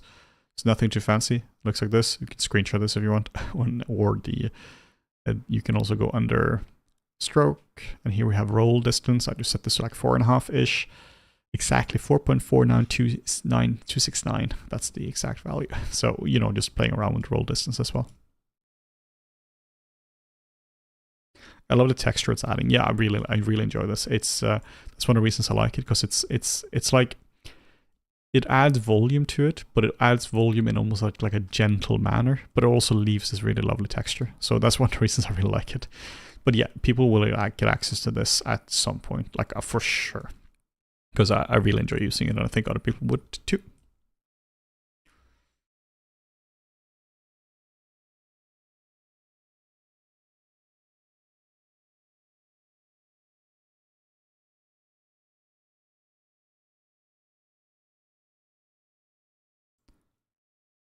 What's your process for creating new brushes? That's a good one. For this, I used the existing clay buildup, and I basically just painted this in Photoshop. Just like very simple, just painted this in Photoshop, but then you just import it as a brush, and then I just do brush save as.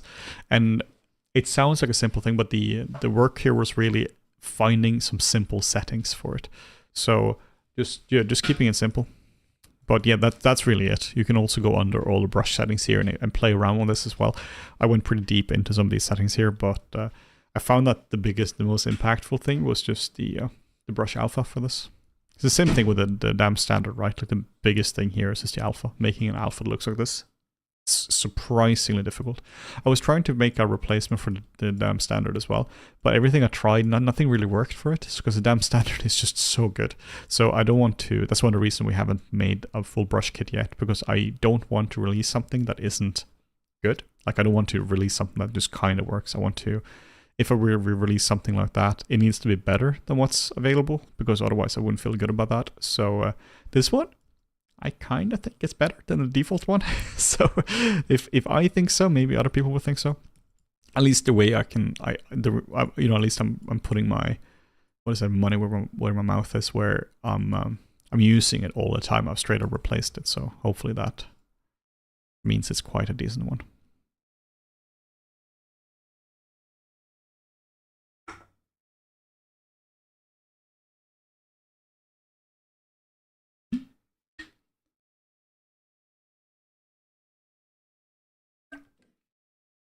Here's a good one, I know, by Matej. Did the games industry get hit by the crisis as hard as the VFX one or not? Also, is the game VFX a separate industry from the regular VFX industry? Yeah, so I think underlying thing, it was hit by a lot of the same things. The same thing you're seeing in tech as well, like how there's been massive layoffs at Google, Facebook, Twitter is a bit of a weird one here, but there's so many layoffs. And some years ago in programming, if you knew how to program, you would just get a highly paid job fairly easily, right, comparatively to what it might have been before. And now it's a lot harder to get those jobs. And I think it's a lot of the same thing in the games as well, that the COVID number, during COVID, if you were selling electronic goods, your sales numbers just went through the roof. Like, people had so much time on their hands, and most people didn't actually lose their jobs. I know a lot of people did lose their jobs, but just if you look at like job statistics, the majority of people didn't actually lose their jobs. It means that most people had the same salary as they had before, and that meant that they had a lot of money, and they couldn't really spend that money on anything. What do you spend your money on? On games, right? Particularly, like my like pet theory is that COVID was by Nintendo, because Animal Crossing came out basically the same week lockdowns globally started. So Animal Crossing, the Animal Crossing game that came out is then the next one is not going to sell anywhere near as much. No matter how good that game is, there's just no way, because it came out at the perfect time. Obviously, I'm joking, but there's no way. There's nothing behind that, right? But Animal Crossing is just a perfect example of that. And so many games, so many software companies, so much more of that sold during COVID, and they expected numbers to keep going up forever. They hired like absolutely crazy, because you had your growth targets in, and suddenly your sales grew up by 100%, which is over a year, which is a few months maybe in some cases, which is absolutely not sustainable. But they didn't think about that. So a lot of companies, they overhired like crazy, and they started new projects like crazy. And a lot of these projects, they need a continuous funding. It's like a lot of projects don't get funding for the whole thing along the way. Oh, for the whole thing, like they have to get additional funding for milestones delivered or all that kind of stuff. And then inflation happens, and people just have a lot less money now because of that, right? The salaries were not adjusted for inflation, and stuff just got more expensive. And also lockdowns are over, people are spending money in the real world suddenly on restaurants and theme parks and all that good stuff. So sales just declined. So even though there are really good games coming out and they're been selling like crazy, the trend is that if you made a game 2-3 years ago, or if the game came out 2-3 years ago, chances are it would just sell a lot more then than it would now. Because, I mean, two things, right? First, people had a lot more money back then to use as disposable income, because it was before COVID. It was during COVID, but it was before inflation. And now inflation has been eating up a lot of money. So that is like a bigger overall trend. Who knows where this is going to end up? It's really, really hard to say. But a lot of people who's been fired in games were also people who were hired during the COVID years. They might have been graduating during the COVID years, and a lot of companies were hiring like crazy, but in games, it wasn't the same thing as happened in VFX. Because in VFX, you have all that, but you also had strikes. You had straight up writing strikes where, VFX vendors, they don't own anything. They don't have any patents. Maybe they might have some patents here, but their income comes from producing VFX. Like that's their main source of income by far. So that means that if they have no royalties or anything. So if work stops, their income stops 100%. So if it would be like kind of if Pixar can't produce work for a while, like they're gonna have royalties. They're gonna have, it's Disney, right? But they're gonna have tons of merchandise revenue and all that. Like if you look at the merchandise created by the Cars franchise, it's beyond insane.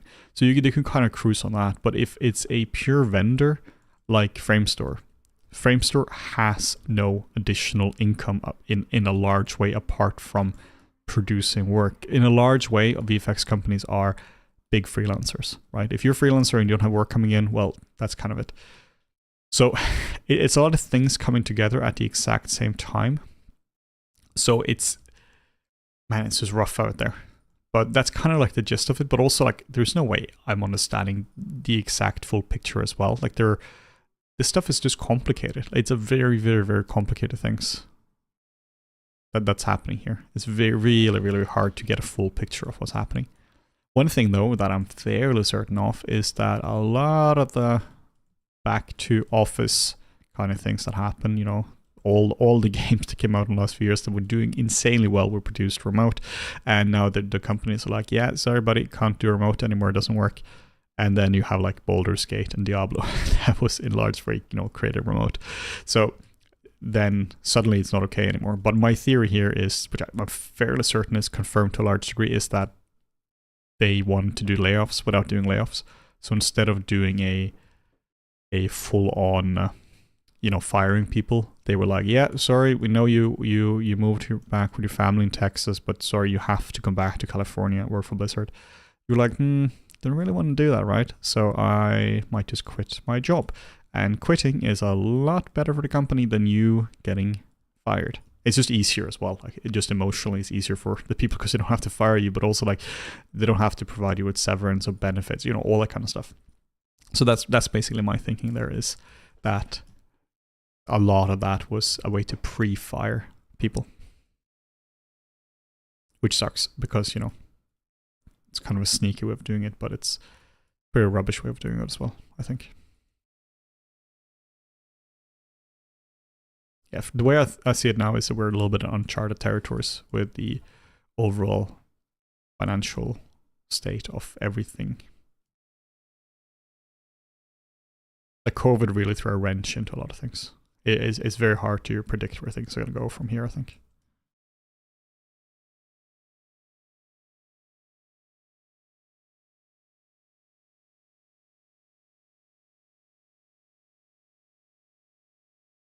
Or it could be wrong. Maybe it's super easy to predict, and some people have absolutely nailed it. I just haven't heard of those people, or maybe my worldview doesn't fit with that, and I am completely wrong. That is, of course, entirely possible as well. But yeah, Mate, maybe that answered your question. In short, VFX and games are different. They're also, like, to add to this, their business models are different as well. Sure, you have game companies that are more like work for hire, that a company will hire them to produce other games, but you also have a lot of game companies that own their own IP as well. So in that case, those are a bit more insulated, because once you made the game, you could, get additional funding, or maybe the last game funding is funding the new one. Hard to tell, right? It depends so much from company to company. But at least in VFX, you're vendors. If there is no work coming in, you can't keep like 1,000 people hired for that. That's what happened during COVID as well. Also, during COVID, there was furlough, at least in the UK. Furlough basically meant that you still got paid even though you weren't working. So that was also very, very, very expensive that the UK is now paying for. Like, all those schemes were very, very costly. But that's a different discussion. But at this point, you still have a lot of layoffs, but there's no furlough. There's nothing for people there's no backup for people.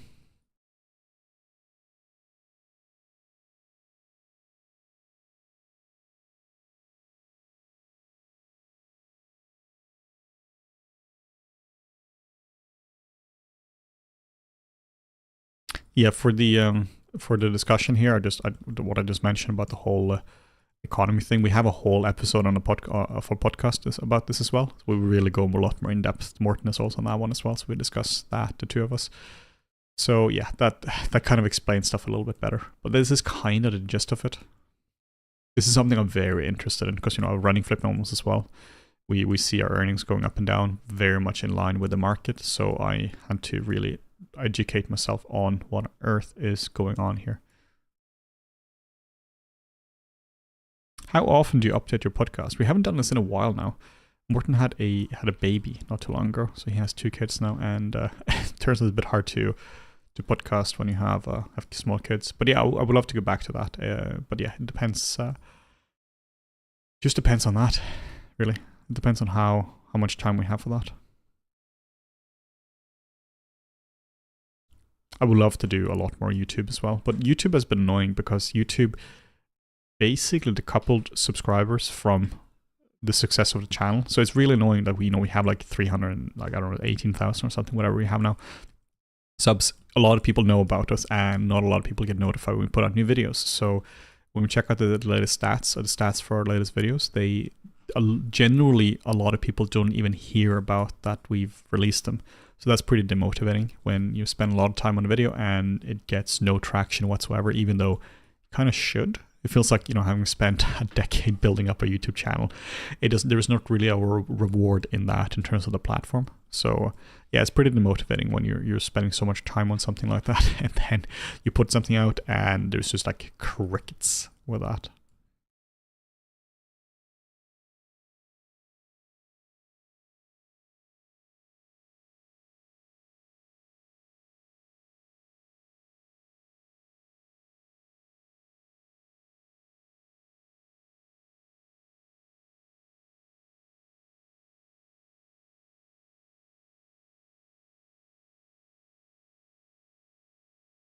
Yeah, so I'm starting to like how this is looking. I basically spent the whole session now on just this part. So let's see, how long are we going for now? Guess we're going for 1 hour and 40. It's not actually terribly hot out today, so I think I could keep going for a little bit longer. So, you know, this just takes time to do. But honestly, once this here is kind of sorted, once I've tested this out, then I can just, you know, put on my nice metal and just work with it, just like labor, just produce. Because once I have a rough guide, then the rest, it really is just upres it, right? Upres it means there's no way to upres it just automatically. This is something we had in texturing. The VFX producers were like, oh, can you just upres these textures? Yep, let me just repaint them real quick. It's the same thing here, right? Uppresing the sculpt.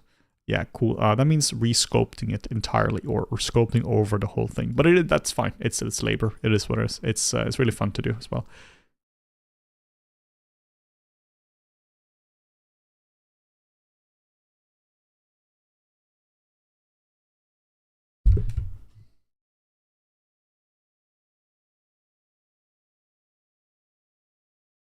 Until when is the sale? I believe this is to the 7th of July. Let me just double check this real quick.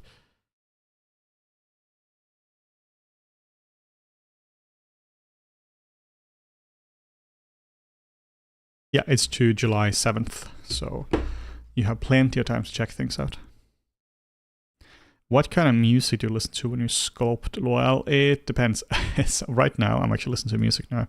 I do this whenever I'm reviewing stuff for the mentorship as well, that I'm sure you've...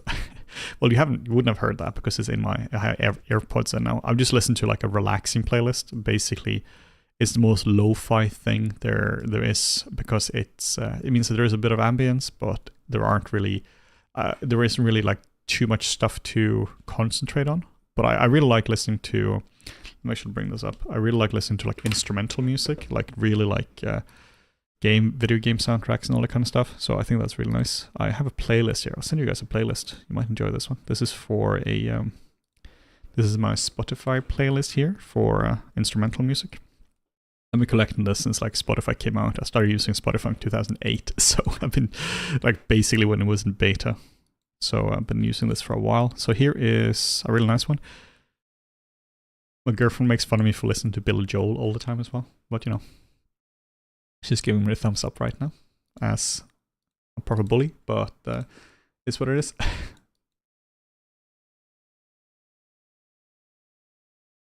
Listen to a lot of like Metallica, and yeah, it depends on what mood I am in. Sometimes a lot of Pink Floyd is one of my favorite bands as well, so I listen to a lot of Pink Floyd as well.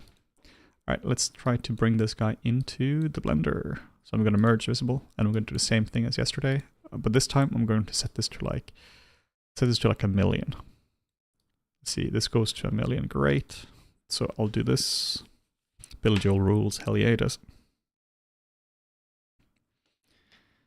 I've actually been listening to ADHD relief music a lot. What kind of music is that? I'm not familiar with that. That sounds pretty interesting. For me, it's nice to just have some music, some tunes in the background, just to like keep a bit more in the flow. Now this here, we'll just keep on going for a little while.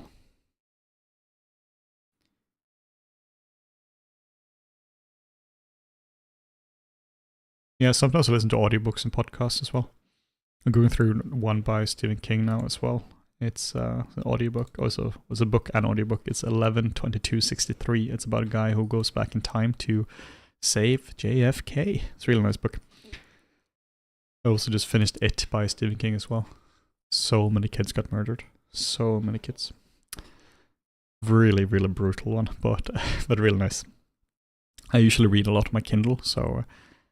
and then sometimes just find the audiobook as well. Because audiobooks are free on Spotify now, apparently, so that's pretty cool.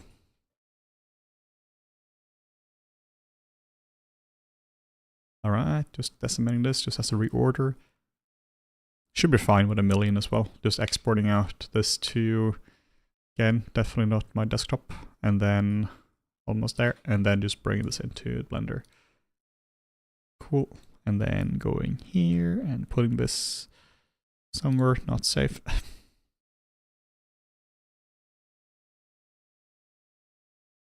Let's see here. Cool, here we are.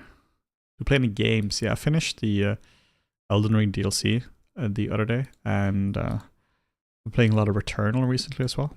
Really enjoying Returnal. That's good fun. Dead Cells is really nice. Hades.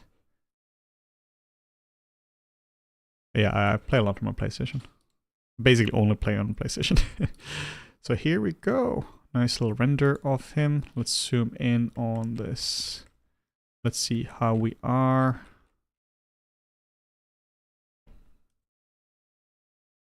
Also, if you guys have any suggestions for... I know Steam sale started yesterday, so if you guys have any suggestions for cool games on Steam, let me know. Because I just got a new GPU, so I can finally play games on my computer again. I'm playing a fair bit of Age of Empires recently as well. Recently, just a few days ago, I booted up Counter-Strike 2 as well. Haven't played that for a little while, so that was good fun.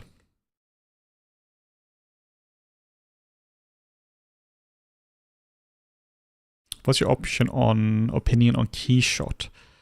Keyshot is awesome. For those who don't know, Keyshot is it's just a really nice render engine that plugs directly into ZBrush. I haven't used it too much because it's pretty expensive, and I know how to render, so I do rendering here. I don't mean that in any like sassy way or at all. Rendering is an actual skill, right? And a lot of sculptors haven't developed that skill, so that means that in order to see something like this, it's actually really hard if you don't know how to do this, right? So it's a fantastic way to preview your work, because the reason I'm doing this is because it's so much better to get a representation of what your art looks like here compared to here, because it's just different. Like, it's just a different way of seeing it. Here you're seeing a lot of the details, and here you're really seeing what it looks like kind of in shot. So it's a much easier way to see what's going on. But yeah, I did just get a new GPU now, the 4080 Super, so it's super fast. So I can just zoom in, and it's basically real time. Really enjoying this. So yeah, good fun. I did not see the latest Nintendo Direct. I have a Switch, but I don't really play on that anymore. Though I am looking forward to the new Stardew Valley update on the Switch, so that should be good fun. I want your graphics card. Well, it's mine. You can't have it, unfortunately. Yeah, this is the first time I'm really upgrading my PC in a long time. I had a mini PC, and I tried to install the graphics card in that, and it literally wouldn't fit, because apparently graphics cards have got ridiculously large, so we had to buy a new tower for a PC as well. So then Morten and I were on the phone for like 3-4 hours last week. He was just guiding me through how to like do it, because I never built a PC before. So he was just guiding me through how to, all right, this is the motherboard, now detach it, apply the thermal paste and all that kind of stuff. So that was good. I think it's starting to work from the head now. Like, I think this has been working for a while now. I really like what's going on here. So I need some more details on the horns. The hair obviously needs to work. The teeth I just kind of threw in. So these aren't really refined at all at the moment. And but I think it's starting to work. Did you see the new Doom and Gears of War trailer? I don't. As long as if Gears of War doesn't come on PlayStation, I don't really care. But if it maybe it does, because Microsoft seems to be pretty enthusiastic about putting stuff away from just their ecosystem now, because it seems like nobody buys Xboxes anymore. So if that comes, I'm playing that. I played it on Xbox 360 way back in the day, loved it, and the new Doom one looks insane. I absolutely love those games.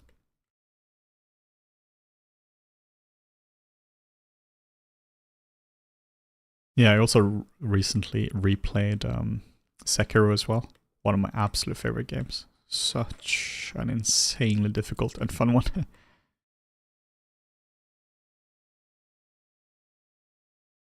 Any advice on working on old PC without a GPU? I mean, the way I kind of did it, I didn't even have a crappy GPU. I had like a 2070, but if you don't have a GPU, you kind of just need to use CPU rendering, meaning that rendering is just a lot slower. So yeah, it's just gonna be slower, to be honest. You might have to just have smaller scenes as well for that. So if you don't really have the option to properly render stuff, like depending of course on your budget as well, you can also use render farms. That can be a great way if you need to render a lot of things, but obviously not for casual things like this. You wouldn't use a render farm for that, but there are tons of paid services, right? I had a friend of mine like 10 years ago, he rendered his entire show reel, like 2 minutes show reel, in like 5 minutes because he sent all the shots to a render farm, and like 5 minutes later they just came back. So that worked super well for him. So it would take probably a few weeks or maybe a full week of rendering just to get that stuff out.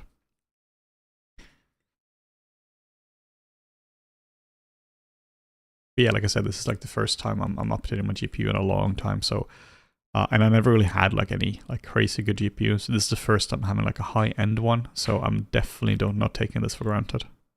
Like that's why I'm just rotating now. I'm not even looking at the render. I'm just like, wow, it's so fast, because I'm just enjoying it. Because this is I really haven't done anything like serious with it. I've just done tests.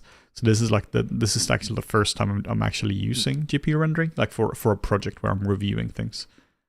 It's also really cool that you can just like GPU rendering in Blender is so good. So it's much better than Arnold, I find. So I'm just gonna look into this as well. You can just look at this in the viewport. One thing I'm excited about with GPU rendering is the fact that I can use GPU rendering now as I'm recording, because I haven't been able to record in OBS before with that. It was really annoying. I had to use CPU rendering for everything, which takes absolutely ages. But yeah, would very much love the suggestions for cool PC games. I once tried to render a 45-second demo reel from a character in Maya on my laptop, and it took 2 days to render.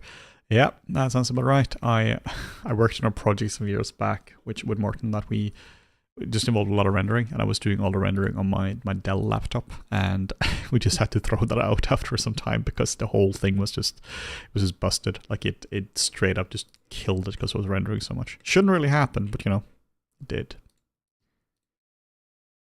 I like to put some color in my light as well, just a little bit of it, just to make it a bit more interesting. I think rendering is one of the absolutely essential skills any artist should have. Not even because you're going to be rendering like really high level shots, but just if you can present your work like this, which isn't even like crazy, right? This is a 2-3 minute scene I've set up, but if you can present your work like this versus something that looks crappy, meaning that, you know, just a ZBrush grab or something like that, you just have much bigger chances in when it comes to employment, because people like to look at pretty things.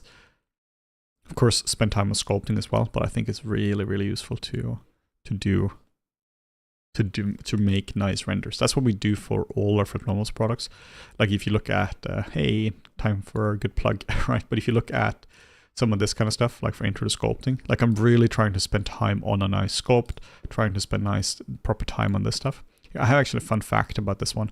So for this one here, I want to sculpt a nice dwarf, but I was concept sculpting it up instead of sculpting from scratch, right? We did for this kind of stuff for the actual course.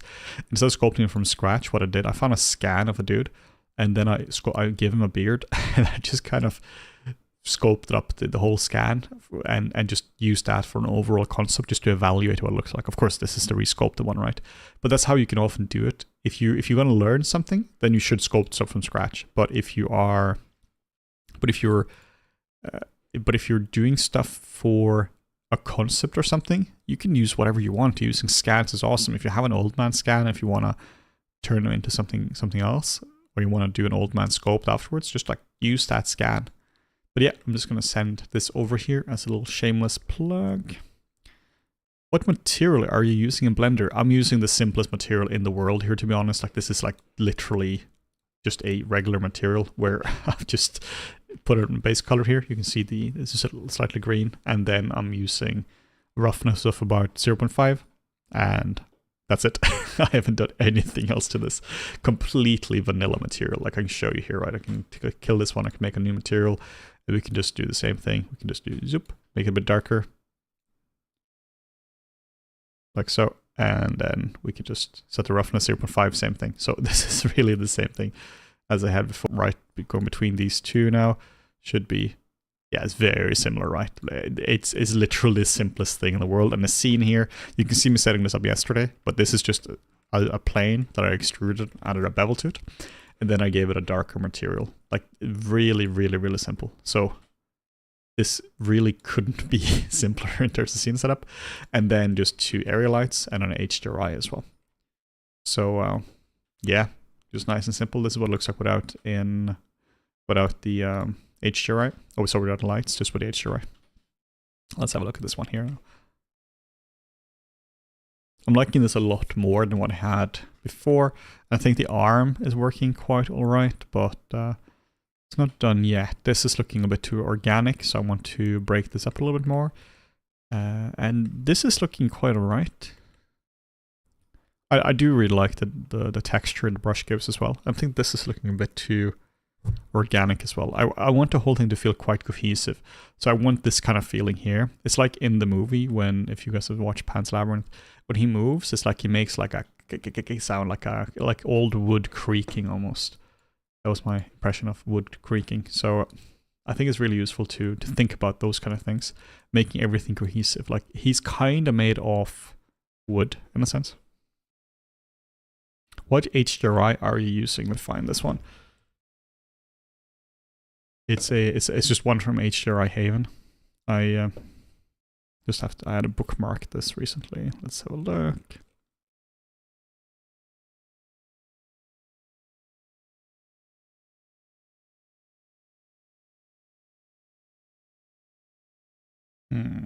Thought I had it bookmarked.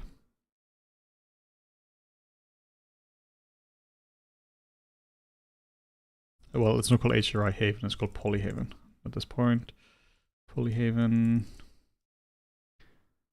HDRIs. So this one, this side here, I'm sending a link now to this. This is brilliant. Like, it's a really, really nice site, and I think it's called something Workshop.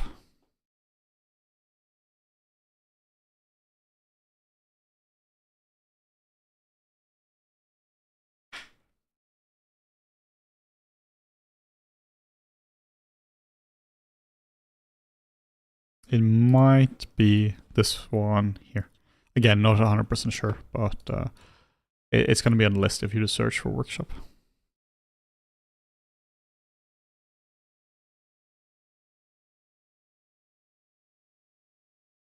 Polyhaven is such a good resource. They have such nice models and particularly like HDRIs as well. This is one of those things that is really, really handy because it used to be that finding HDRIs was very non-trivial. Abandoned Workshop, I'll find that one. It was really non-trivial to find good HDRIs.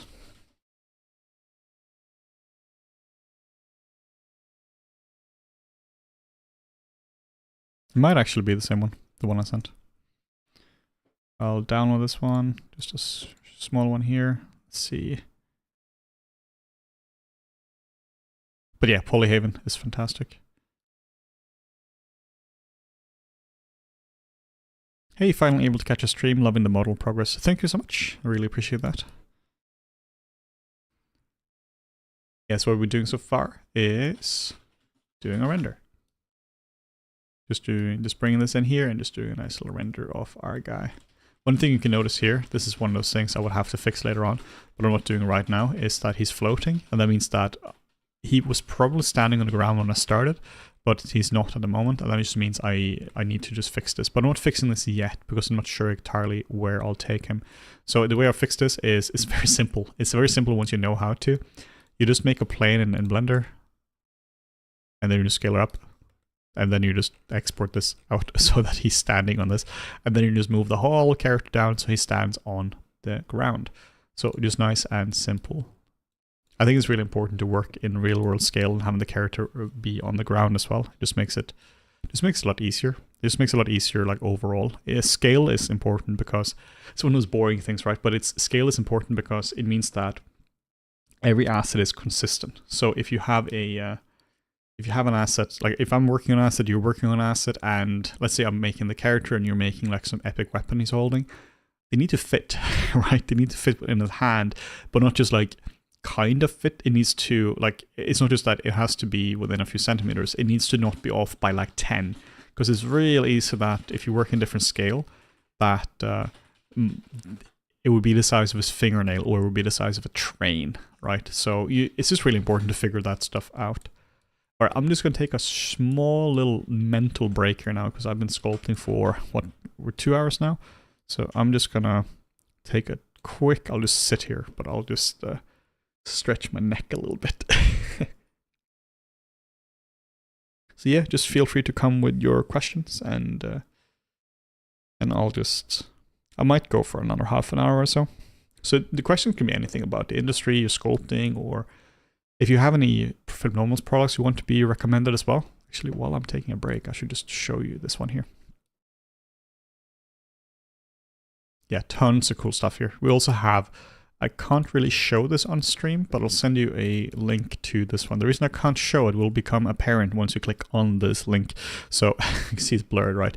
So reference packs are phenomenal. It's really, really, really a nice new thing that's come out in the last few years, that you have like Graphit, where they just have such high quality reference packs. You also have Mel's as well. Fantastic, fantastic art.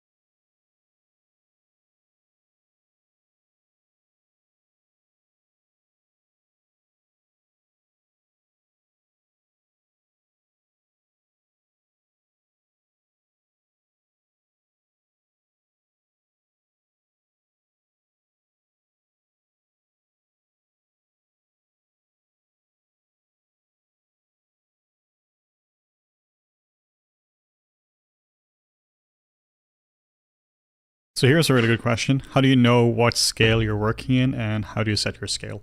Simple way, in Blender at least. This is different in Maya. Let me show Maya as well. So I'll show Maya in like 5 years when it's opened. So the way I do this is I just make a new cube, and check here. This is just 2 meters. So if you just were to move this up now, you know that this is 2 meters. And that's of course a little bit of a dirty way of doing it, but it means that whatever is in this here now is 2 meters. So you can also go in here if you want to. There are different ways of doing this, right? But another way is cube, and then you set this here to, let's say, want the character to be 170. You just set it like this, and now you know the character is 170.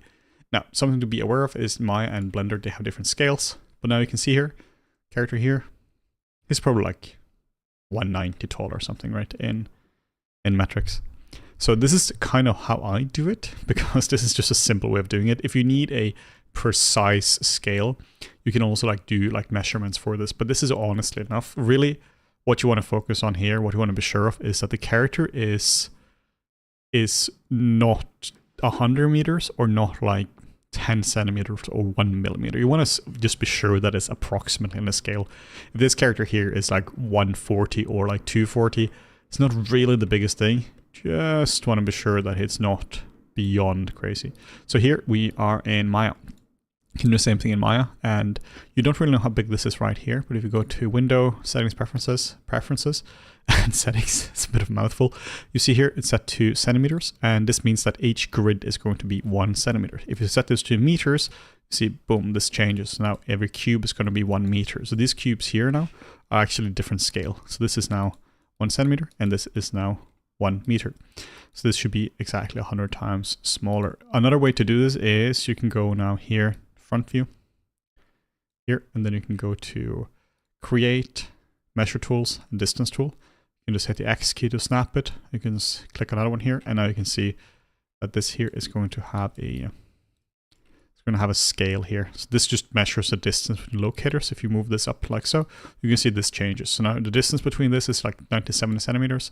So if you want a character to, for instance, be, let's say you want a character to be like, let's say it's like 180, right? Whatever. Then let's go in here and let's drag this in here and let's rescale him. It's going to be the casual 1 million poly fawn.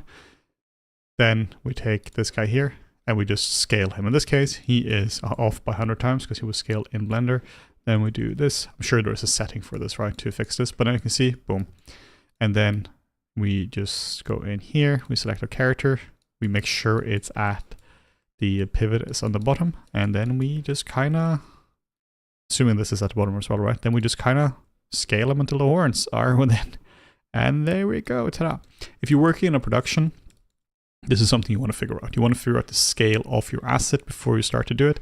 Oftentimes this can be like you know, there might be predefined scale cubes, so that this is a meter, or you're dealing with one that's like 10 centimeter, all that. But you can also go in here, you can scale this up. So you can set this now to 2, and now you know this is going to be 2 meters. Or you want to go in here and be like 178, whatever, and you can just see here, boom, this is going to be 178. So nice and simple dealing with scale.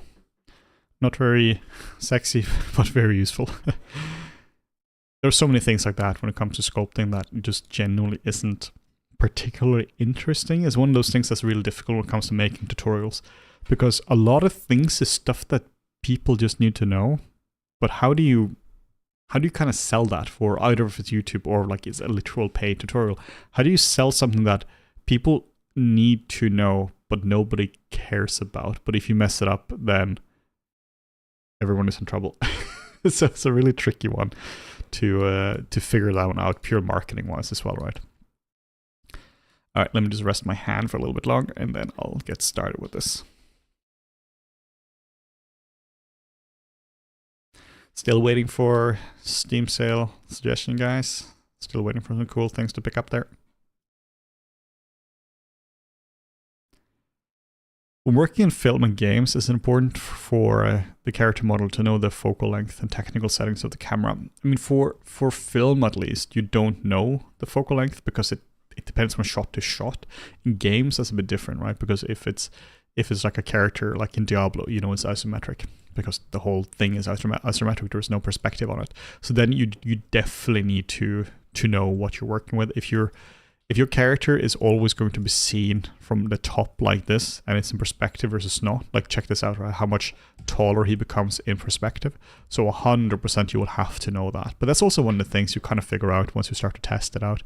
Again, I haven't worked in games, right? But this would be how you would be doing it. Like you would bring this into Engine and you would test it out and you would just kind of know from the beginning.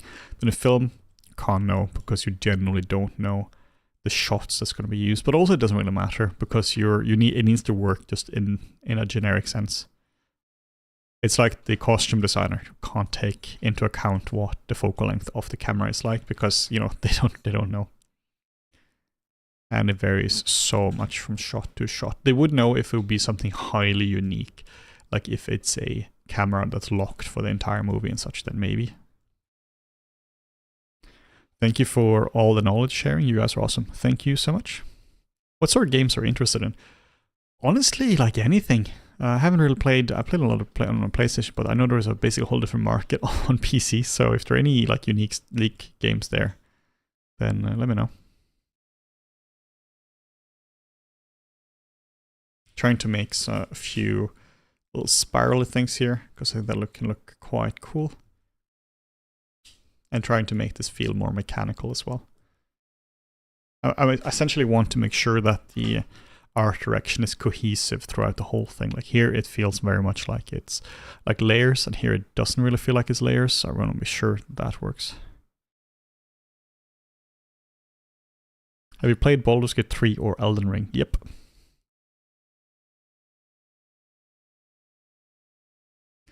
My girlfriend is saying that Death Stranding is the best game ever. Apparently, it's the best game ever. Endoparasitic. That sounds interesting. Man, that's looking at Steam now, that's a weird looking game.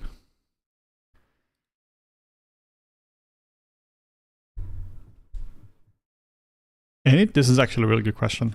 Any tips for consistent sculpting practice? Every time I try to keep a consistent schedule, I run out of ideas and end up failing out of practice.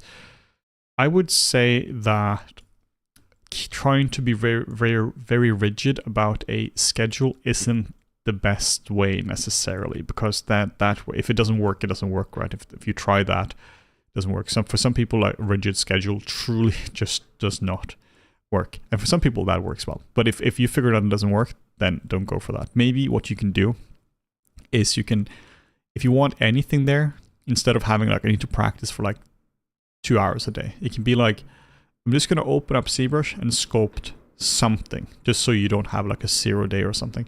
But I find it to be very useful to have like specific goals in mind. Doing studies is very, very useful. This can be that you're finding a person or you're finding a scan. I'm going to find this now. This is not a Flipnotes product, but 3D Scan Store is brilliant. We're not affiliated with 3D Scan Store, but you can find a lot of scans. I always recommend my mentees to get some of these ones because they're really good. So you can find a lot of these ones here, and you can even probably a bundle might be better because there are just a bunch of them here. Trying to get a scan like this and just sculpting the crap out of these ones is really, really useful. Bring them into ZBrush, use them for reference, and just sculpt. Or if you don't want to do that, you can just look at these ones here. So doing practice runs like this is very, very useful, I find. But I think it's useful to, instead of trying to do, it's the same thing people trying to go to a gym. They want like, oh, I'm going to do an hour a day. They do it for 1 day and then they never do go again. I think it's much more important to just start small. Really just start something that you can keep doing forever. It's this whole thing with dieting as well, right? You don't want to have the perfect diet. You want to have something that you can actually keep doing. So what is something that you can keep doing? That depends entirely on you. But what I sometimes do as well, I was going to show this on camera, but I realized camera isn't on, is I have an Apple Watch and that has a timer on it. You absolutely do not need an Apple Watch for this, but just a timer of like 20 minutes, and the only thing you have to do is sculpt for 20 minutes until the timer runs out. Then you can figure out what to do. The reason that can be very effective is because most of the time when that timer goes down, you're like, I could do another 20, right? The hardest thing is to motivate yourself to do it. So also like try to make sure your environment is also set up for this. So if it takes a long time to turn on your computer, there's a lot of crap on your computer, right? And you can't find your pen and all that kind of stuff, that can be really, really hard. Or if you're like, all right, I'm going to do it, and then you're sitting on your computer and you're trying to sculpt and you have no idea what to sculpt, that can also be a detriment and to your motivation. So I would say like maybe have a list of stuff to do. Maybe you can find some cool ideas for stuff to practice. Maybe even have a post-it note pile and you just kind of pick from that pile, and today I want to do this.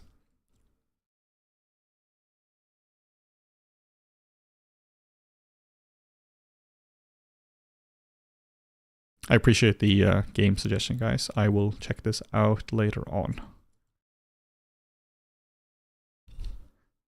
But yeah, motivation as such is really, really, really hard. for me, it's just really tricky. There's so many of these like grind set YouTubers out there who are just like, yeah, wake up at 5 a.m. and do all that kind of stuff. I think that is counterintuitive and complete crap. In order to be productive, this is going to sound a bit weird, right? But in order to be productive, you have to do stuff. It's not about the stuff around it. That's almost like a meta game. Or you wake up early in the morning and you go to the gym and all that. That can help you build a framework for getting stuff done. But at the end of the day, it's all about getting things done. A productive sculptor is somebody who sculpts a lot.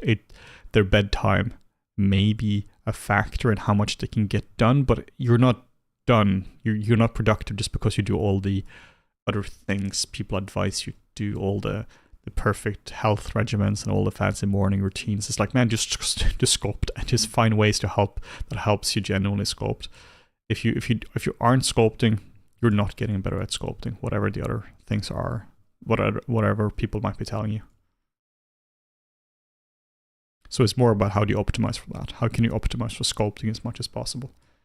And man, that's hard. I'm not going to pretend that stuff is easy. Motivation for doing art can be really, really hard. I would also say, try to uninstall Instagram. Try to uninstall a lot of the crap. Like, get rid of distractions. Like, there's something called context switching. If you're not familiar with this term, it's basically we can't multitask as humans. We've done research on this. We genuinely can't really multitask. Whenever you're multitasking, you're just switching really fast from one task to another, meaning that we can't really have multiple tasks in our brain at the same time. And when you context switching, this is basically whenever you're going from one task to another. The more you context switch, the less productive you're going to be. So in order to be really productive for something, or to really go in depth into something, you need to dedicate time for a specific task. I think this is really, really, really important. This is what I've been doing a lot, and I have days where I get a lot of headaches from the weather. So when there are weather changes out there, my brain is just destroyed. So when those days are, when I have those days, then it becomes really, really hard to focus. And those days when I'm trying to sculpt, I'm like, sculpt a little bit, then I alt tab to Twitter or something else, or I just go around the apartment and I just pet my pets or something. But my concentration is all over the place, so it means that I'm not productive at all. And at the end of the day, I'm sitting there and haven't got really anything done, because I'm exhausted, but I haven't got anything done because my brain cannot have a thought in its head. And this happens specifically when I get the weather headaches. So in that case, when you're constantly switching context for your brain, it just ruins everything. But the moment I can focus fully on a task for a long time, then like magic happens, right?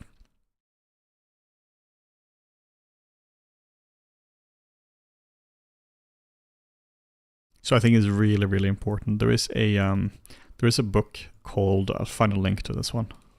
It's called Deep Work by Cal Newport.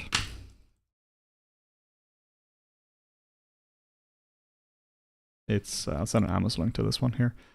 No affiliation or affiliate link here, but this one here is really good. Basically, the gist of this one here, Deep Work, is just in order to do something in order to do important and hard work, you have to focus on it for a long time.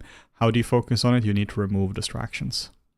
So I really, really, really recommend removing notifications from your phone. Like, that stuff is just like a killer for concentration. Like, my phone doesn't really buzz. The only thing is I have an emergency contact. So like if there is something, like specific people can reach me with and I get a notification for that. But that's the only time my phone is really gonna buzz, because this means that I am in control of when people can contact me. So I think it's really important to make an environment that is conducive to work, because otherwise your attention is stolen.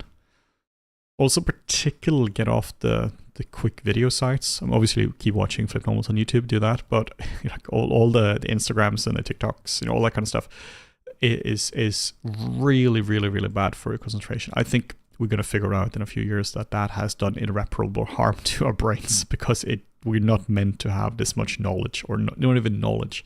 We're not even meant to have this amount of sensory input in our brains. It's like you keep watching reels for like half an hour and you realize that you can't remember any of it. I have this with Reddit myself, that if I need to shut off my brain, go on Reddit, keep scrolling for a bit, and half an hour later, I literally can't remember any of it. That stuff there, not great for productivity, let me tell you.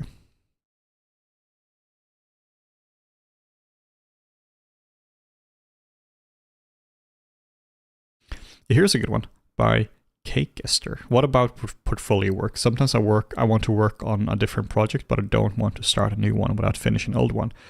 I end up working on none of them. I think a good way here, this is what I've been doing for Flipnomals actually. I have multiple projects going at the same time. So, because you for sure you don't feel like working on the same stuff over and over again. Man, they're going to be there's parts of a project that just sucks to do. So if you feel like you have no motivation for it, and instead of starting a new one, right? Starting a new one is also massive. Having a few things you're working on at the same time, I think is a perfectly legit way of doing it. I mean, it's not even like a legit or not. This thing is a helpful way of doing it, and there's no like productivity police that's going to come and get you, right? But I think that's very useful, having multiple things at the same time, because that means if you're like, oh, today I don't want to do retopology, I just want to sculpt, great. Then you might have a sculpting project, and some days you're like, man, I don't feel like sculpting is too hard, let's just retopo all day. And then you have that as well. So you can definitely have multiple projects going at the same time. What can be really helpful as well is to just have a written list, either in a software like Apple reminders in on the iPhone if you have that, or if you any to-do list is really good for this as well. Just making like a bit of project management for it, where you just list out all the tasks you have to do, and then you can list them based on priority. What's really handy about that is that you can add like filters to them or like tags to them. So if you're writing yourself, you can just add a color to them, right? Or if you're doing this in something like Todoist, you can add like a tag to it, and you can set a task to be either like high intensity or low intensity. The intensity, I mean more like mental intensity, right? Because obviously 3D is 3D. It's not like anything here is physically demanding. But it means that if you're having a really low energy day where you really don't feel like doing anything really hard, you're like, all right, let me just pick from some of the low intensity tasks. And maybe those low intensity tasks is just go into Brexit Shrek and just sculpt like this kind of stuff. But this is what I'm having with this, sitting here and just kind of sculpting this kind of stuff. It's not very hard. It's kind of like chill to do. But retopologizing him, I'm like, man, that stuff sucks. I don't want to do that today. But then there are other days where I'm like, okay, today I'm feeling like I can conquer the world. Then let's just go in and let's just do the hard things. Let's go in. Like one thing I have for this guy here is I'm rendering him at the moment in an Arnold and a Maya, and I have to redefine the peach fuzz. I'm like, man, that sucks. I don't want to do peach fuzz. Not today.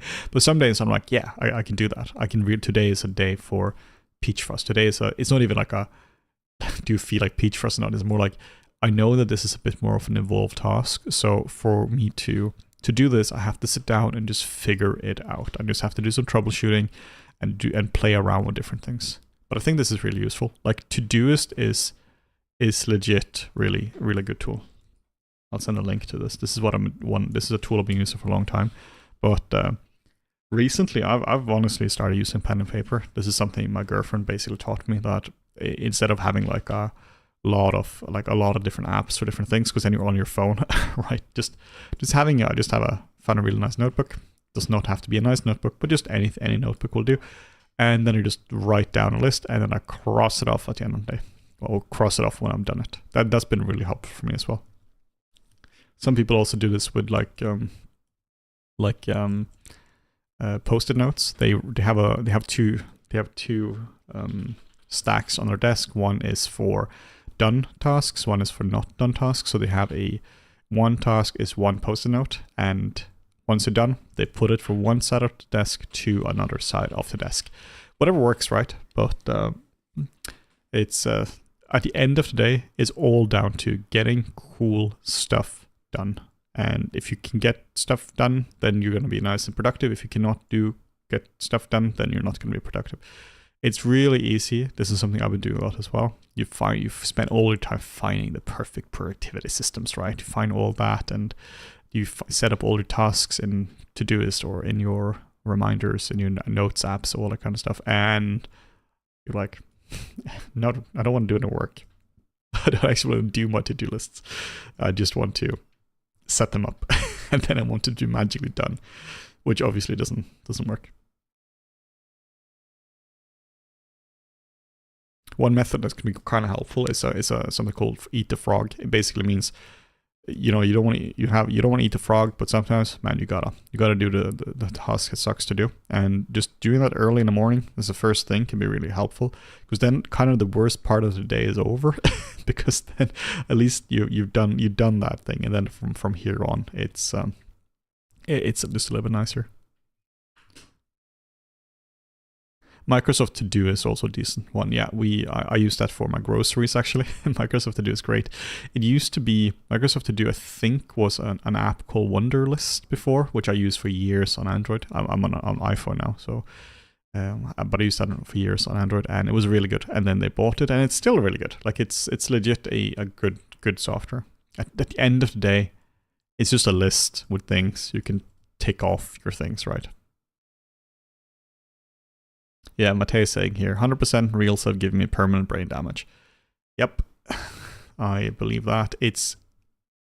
Yeah, I also don't like how YouTube is really forcing you onto shorts or Reels as well, because I like to do long form content.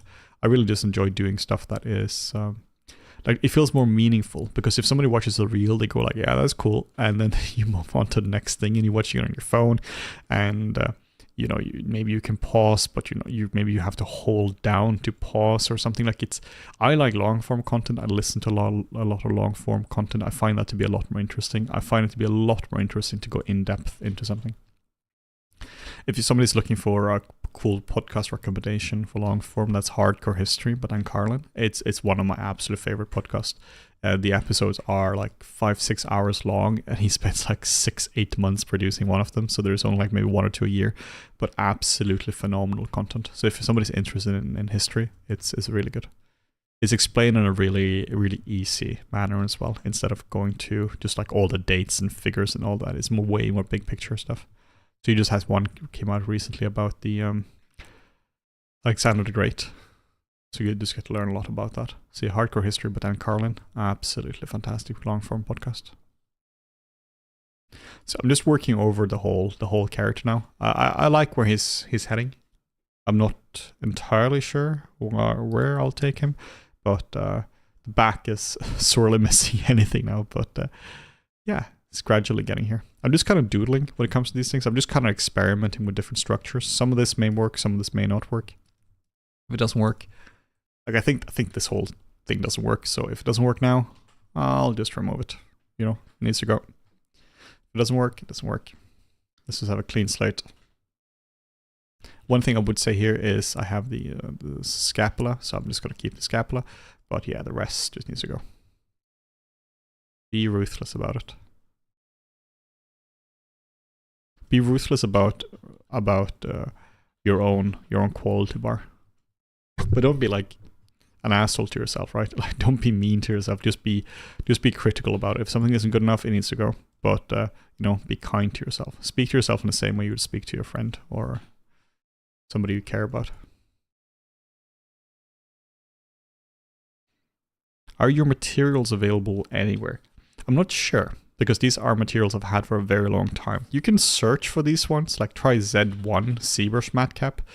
Because these the issue is that I've had these for such a long time that I genuinely am not sure where they come from. So I don't want to share them, because in case I commit some insane crime of sharing them. So don't wanna do that.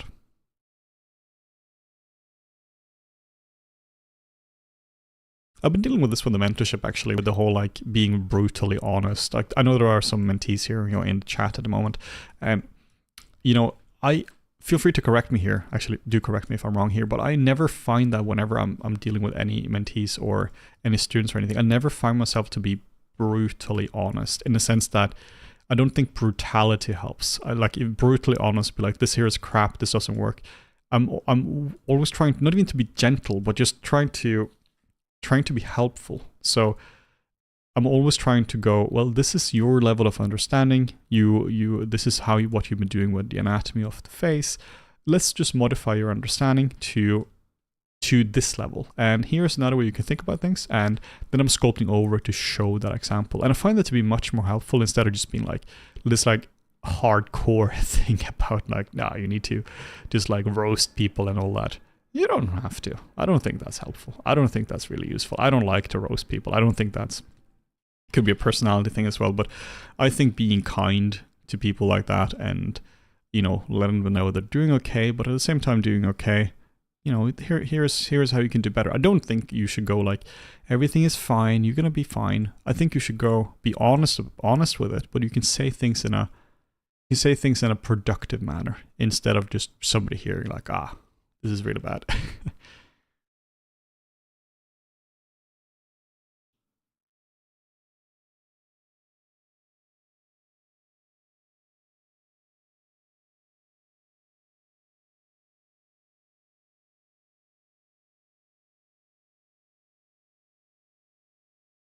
Like, I think there's too much brutality in the world already. Like artists are famously harsh on themselves.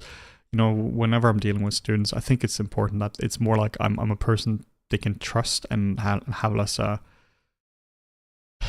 should never be afraid to submit work to them to me because they think it might be I'm going to be mean to them or something, right? I would much rather see somebody's honest skill level, because then I can work with that. Like, cool, this is your understanding of where we're at.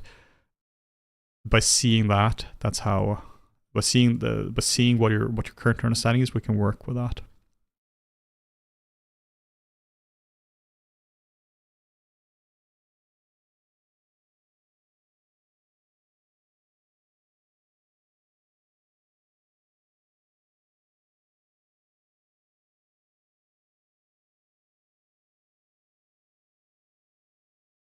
My lecturer used to absolutely slate my work, and it did get to the point where I just stopped sending it to him. Yeah, this is where I don't think that's helpful, because then you're almost like going into combat mode when you're doing that. Like I've had a lot of mentees now, and the feedback has never been, you know, you're a bit mean, right? But the feedback has been a lot that, you know, this genuinely helped me, and then we can have a back and forth conversation. And I don't like this necessarily this like mentor relationship where like I'm above somebody or anything like that. I'm just a sculptor. I'm just a person who's been doing this for a long time. When I was a kid, I used to play the guitar, and the guitar teacher said, put it in a way that was kind of helpful, that I wasn't better or worse than other kids. There were people who were like, they played guitar much better than me, and I was always like, they're better than me. And he was like, no, they're just further ahead. And, you know, the same kind of person, right? Like, nobody's worth more or less based on their sculpting skills, which is absurd, because there are some people who think that, right? They act like, oh, they're hot shit on ArtStation or hot shit on Instagram or something. Therefore, they're better people or more important people. No, for sculpting, I've just been doing this for longer, and I'm just a bit further ahead, and hopefully I can use that experience to help people. But it does not mean in any way that like I'm more important than as a person, that people should treat me as such. It's just sculpting, right? It's just giving people the help they need to do a better job. Yeah, here's a comment from a mentee. I love the way you teach. It's very honest, filled with informative information, and a high level understanding that translates very well. That's what I'm trying to do, right? Just trying to this is one of the hardest things, is breaking down high level concepts into things that's easy to understand. That's legit really, really hard. I think that's one of the key things you have as an educator, is taking really complicated things and explaining them in simple ways. It's the whole thing, right? If you can't explain something in a simple way, you don't really understand them. And that's what I've had with a lot of sculpting, that, man, there's a lot of stuff in sculpting that's difficult. Like, try to explain appeal. Go. Anyone have a good definition for appeal? Like, what is appeal, right? I talked to somebody recently, had a meetup, and she was like, appeal is the vibes of the model. And that's awesome. I like that. That's a good way to explain it. It's kind of the vibes of the model. I think that's kind of a nice little way to phrase it. It's also like, it's hard to explain because it's not fully defined what appeal is, right? It's a lot of different terms that come together to explain like a bigger picture. gesture. It's the flow of the model. All right, what is flow, right? Once you get deeper and deeper and deeper, it gets really hard. Even just like explaining anatomy is legit really hard because, man, that's complicated. In order to understand anatomy, you have to be able to or in order to teach anatomy, you have to understand anatomy to quite a decent level, and then you have to understand how to simplify it. So a bad example of teaching anatomy is, all right, starting off the back. Here we have the medial border of the scapula. Here we have the spine of the scapula. Here we have and you just keep going into stuff like that. Better way to do it is, here we have a shape on the back of the figure. And this is a shape that is fundamentally shaped like a triangle. Of this triangle, we have something that pops off as well. We have two main shapes. Right, and this is called a shoulder blade, also known as the scapula. Right, like just kind of explaining things like that, because then that way you're kind of building a foundation instead of just like a series of names. And then you can start to go in later on, being like, medial means towards the center, lateral means away from the center. So we can work with that. Then once we have lateral, all right, cool. Here are some other examples of lateral. Here's a lateral epicondyle, the medial epicondyle, and then we can see like, we have the vastus medialis, vastus lateralis. Like we can just kind of like work with that. I think that's a much, much better way of explaining things instead of just going into absolutely all the detail right away, because all the detail right away is just, it's not like if you get all the info, all the muscles of the arm right away, it's not that you're gonna just get like understand it better. You're just gonna be like, ooh, that was a lot. Didn't really catch a lot of that, but I guess I'm supposed to. And nobody does, right? Nobody catches that stuff right away. I find it to be much, much more important when dealing with anatomy to focus on symbols, because that way you can explain stuff in a simple way. An example of this would be for the arm here, right? Like instead of trying to explain all the intricacies of the arm, we have this kind of little crap, all the muscles, we can just go, no, simplify this into tube. Simplify this into a tube that goes this way. And then we kind of have the arm. And then you can start to break things in, right? Lie down in further things. But if you don't understand those simplifications, you're never going to understand the bigger picture. You're just going to be perpetually confused about everything. Because anatomy is hard. Anatomy is complicated. There's a lot of... It's both an intellectual understanding where you need to understand, you just need to memorize a lot of things. It's like learning a language, man. You just need to memorize a lot of things, but there's also an intuitive thing as well. You need to be able to use the shapes in daily life.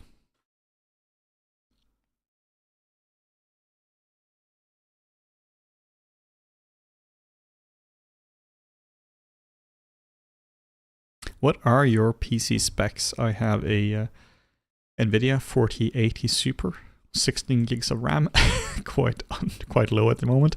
But that is what my motherboard from 2019, which was a mini PC, could handle. And I have some kind of CPU from 2019. So that's basically it. It's not a very high-end PC. The high-end stuff here is the graphics card. That is a very high-end graphics card. But this is also from what I had since last week. So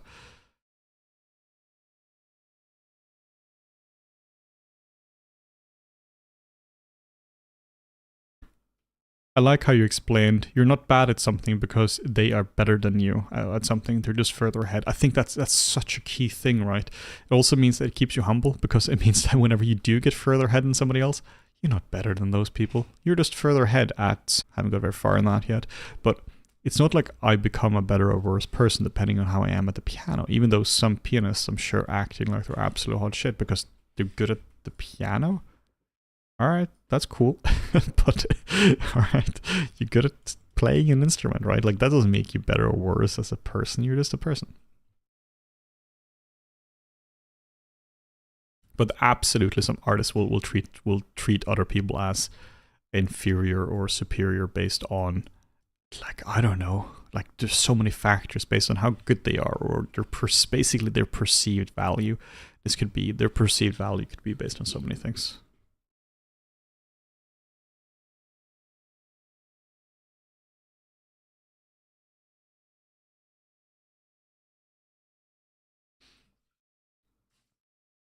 You think a scorpion, Komodo dragon, chimpanzee, fantasy armored orc, and a robotic creature would be significant for a creature art portfolio?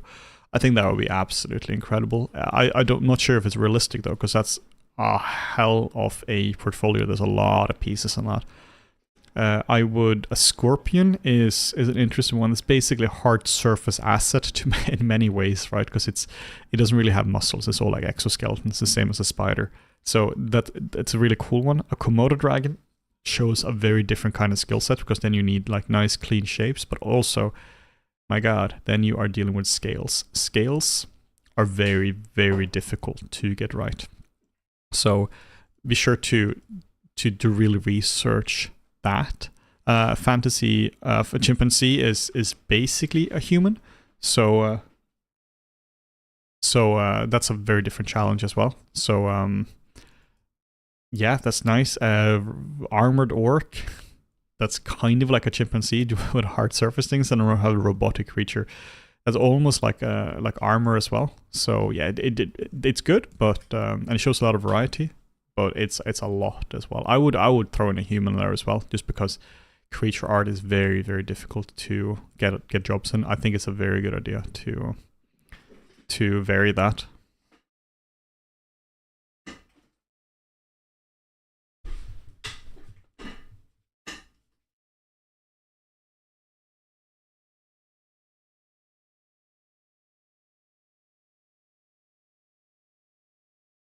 Do you see kind of recovery in the industry in the near future? I mean, it really depends, right?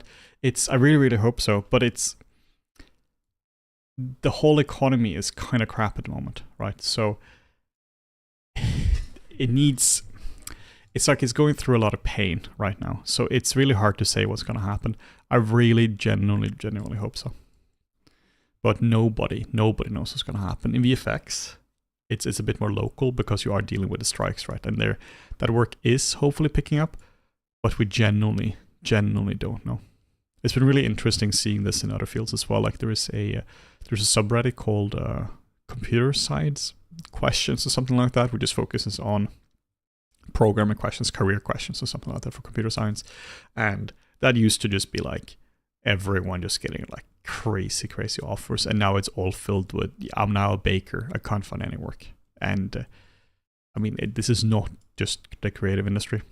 We have no idea what's going to happen, particularly with AI as well. Maybe AI just blows up like crazy, or like it blows itself up. Maybe it just self-destructs.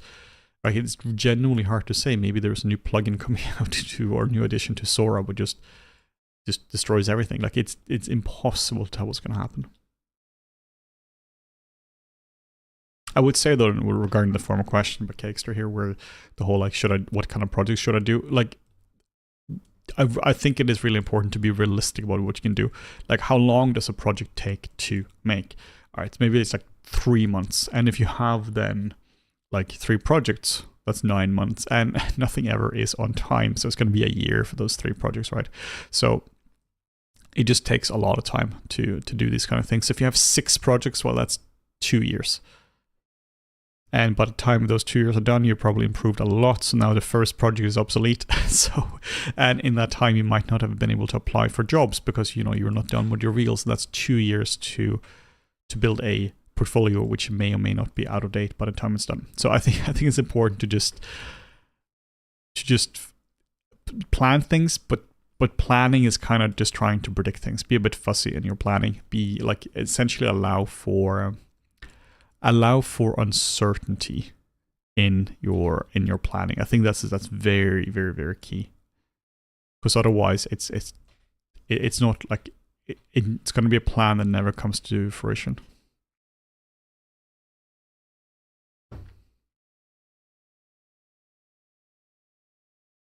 All right, we've been going for almost 3 hours now.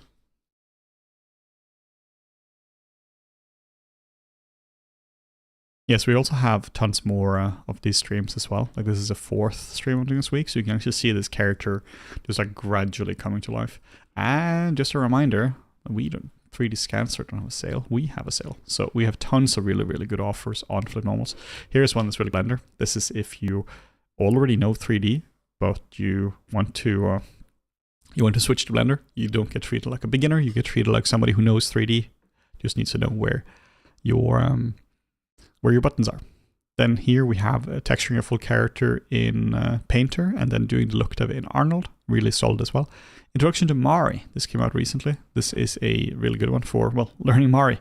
So here we go through how to paint this in the end as well. So look dev in Blender and textures in Mari, going through a professional node workflow for this, going through how to paint it, going through all this, but also going through a lot of just all of Mari, how Mari works. So really cool one. We have tons of tutorials and things on sale, so I really do recommend that you check out Flipboard for that. Yeah, so starting together, let's compare this to the last Blender, where we are. Here we go.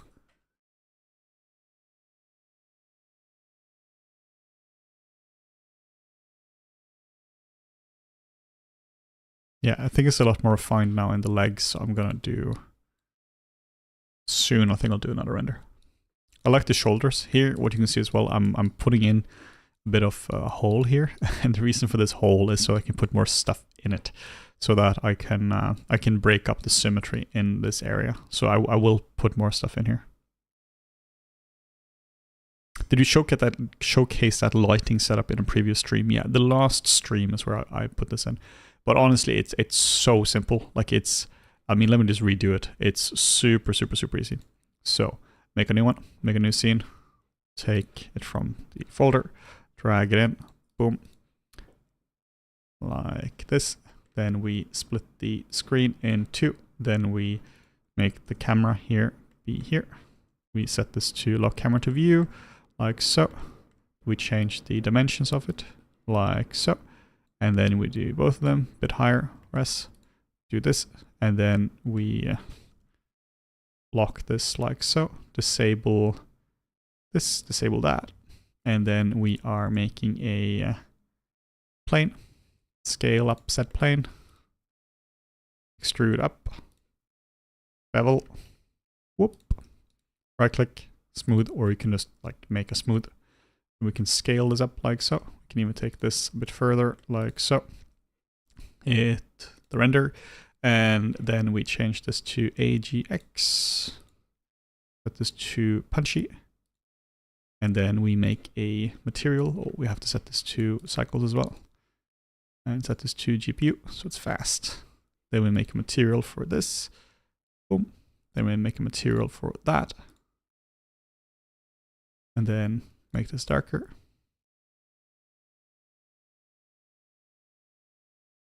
Do the same thing for this. Zoop. Make this nice and dark. Check the lighting. This comes from the HDRI, so we can go into the shader editor world. Then we can change this to a better one. Abandoned workshop. There we go. This is a nice one. Hey, there we go. And then we can change the lighting. Just go under the light, move this here, Shift T to change this one, and make this is the same intensity. That's great. And then we can just make this a little bit darker, a little brighter maybe. And there we go. Hey, now we have a render. And that's basically it. Then we just have to change this to 0.1 to 0.01 so we get better noise. And that's kind of it. I have another light as well. But honestly, this is a setup. It's very simple. What did this take? Like 2 minutes? Like it's a very simple setup, and I do this for a lot of my characters like quite early on, because it means that I can really see what it looks like in a better way. So yeah, that was that one, and just Blender and then zoop. So this is of course a little bit more refined because I've just spent a little bit more time on it, but really the same. This is fundamentally the same. The only reason this looks a little bit nicer is because I put a little bit of color in the lights and just art directed a little bit more, but technically it's exactly the same one. So super simple light setup. Just nice to do this like so, and yeah, set this to GPU, and then you have a nice little setup like so. Oh, one more thing I did is I changed the focal length of the camera to 110. This was 50 before, I believe. So this just means that there is just a lot more perspective distortion. So if you set this to like ortho, right, you can see that this is very different. But setting this to perspective, and then going in here, and then going in here, and you can just change this back and forth. So 110 is going to give you it's going to be a much less perspective distortion here. Yeah, so it's coming together. Very cool. I am going to finish up this pretty soon now. So if you guys have any further questions, then I will be more than happy to do that. If you don't have any more questions, then check out flipnotes.com for a lot of really cool offers. And yeah, I'm probably going to be streaming next week. Maybe I can even convince Morten to just stream as well. That'd be cool. So if not, then you'll probably see me more next week as well. Probably sculpting it around the same time, streaming around the same time. This is around 2 or 3 p.m. UK time. So I started around 3 p.m. today. How do you add the intricate skin details and details of wood bone to elevate your characters to a higher level of realism? Honestly, it's gonna be like a Henning soundboard here, but this is gonna be the soundboard that says get the mid frequency right. Like really try to analyze the mid frequency of bone and wood, and then like just sculpt that in. In this case, right, this is still quite rough. You can see here, right, how rough this is. This is 2 and 2.3 mil for the whole thing, and just looks like this. But try to get the mid frequency right of it, and then you can sculpt in the high frequency. I think it's a very, very good idea to get the material feel right in the sculpt before you do anything else. This is what you can see with the old master sculptors, that you would see that something was fabric, something is skin, just by the sculpt, because they don't have texture, right? Like it's just like a marble sculpt. So you need to make sure the material feels like the material purely from the sculpt itself. So mid-frequency. What is mid-frequency? Mid-frequency, man, that's a tricky one to get right. So the gist of it is that mid-frequency depends on not even who's sculpting, but like it depends on what you're sculpting. So we have 3 different frequencies. So let me explain. We have 3 different frequencies. We have the low, which is here, and then we have the mid, that's here, and then we have the high, that is here. So you need to build this up in basically as a pyramid, right? You need to build this up in the sense that the low is on the bottom because this is the foundation for it. So the low frequency is essentially the big shapes. It's basically the overall silhouette that happens here. Then you have the mid-frequency, which is the way I define mid-frequency is it's anything that breaks up the low frequency. So this would be, see you have a main shape that kind of goes like this, right? And it goes like this. Well, here we have a shape that breaks up that breaks this up. So it breaks up the low frequency itself. All this kind of stuff is nice. Mid-frequency breaks up the low frequency. And then we have the high frequency. That is stuff that breaks up the, let's see if I can find a color. Here we go. That breaks up the mid frequency again. So this would be a lot of smaller shapes. This would be a lot of things that break it up. I have no high frequency on this whatsoever at the moment. This is, like this here is even mid frequency. So there is some here, but this is all just brush strokes, right? All this kind of stuff. This is where high frequency is gonna be. But there is no high frequency whatsoever apart from, again, the brush strokes. That's kind of a artifact. Like this is where you can kind of start to like argue if this is like high or mid. This is almost like a little bit of an in-between, but this stuff here is still for me mid-frequency. High frequency would be stuff that breaks this kind of stuff up. So if you want to make wood or bone or anything like that feel credible, feel believable, you got to get like that feel right, get the mid-frequency right, and everything else will follow. If you don't get that right and start to get into like the wood fiber and all that kind of stuff at this point, it's not going to work. It's just never going to look correct. You're going to have to over texture it so much, bake in all sorts of like crazy ambient occlusion stuff into it and do all sorts of tricks, and it's not going to work. But if you spend time on this, making sure this frequency here is right, man, you get away with murder in texturing because everything just fundamentally feels like it.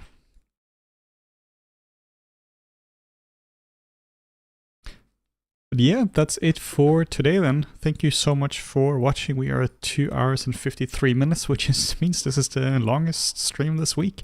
So thank you so much for watching, guys. I really appreciate it. It's been a real pleasure. Really good questions this week, or this session. So yeah, speak soon, guys. And with that, I will head off.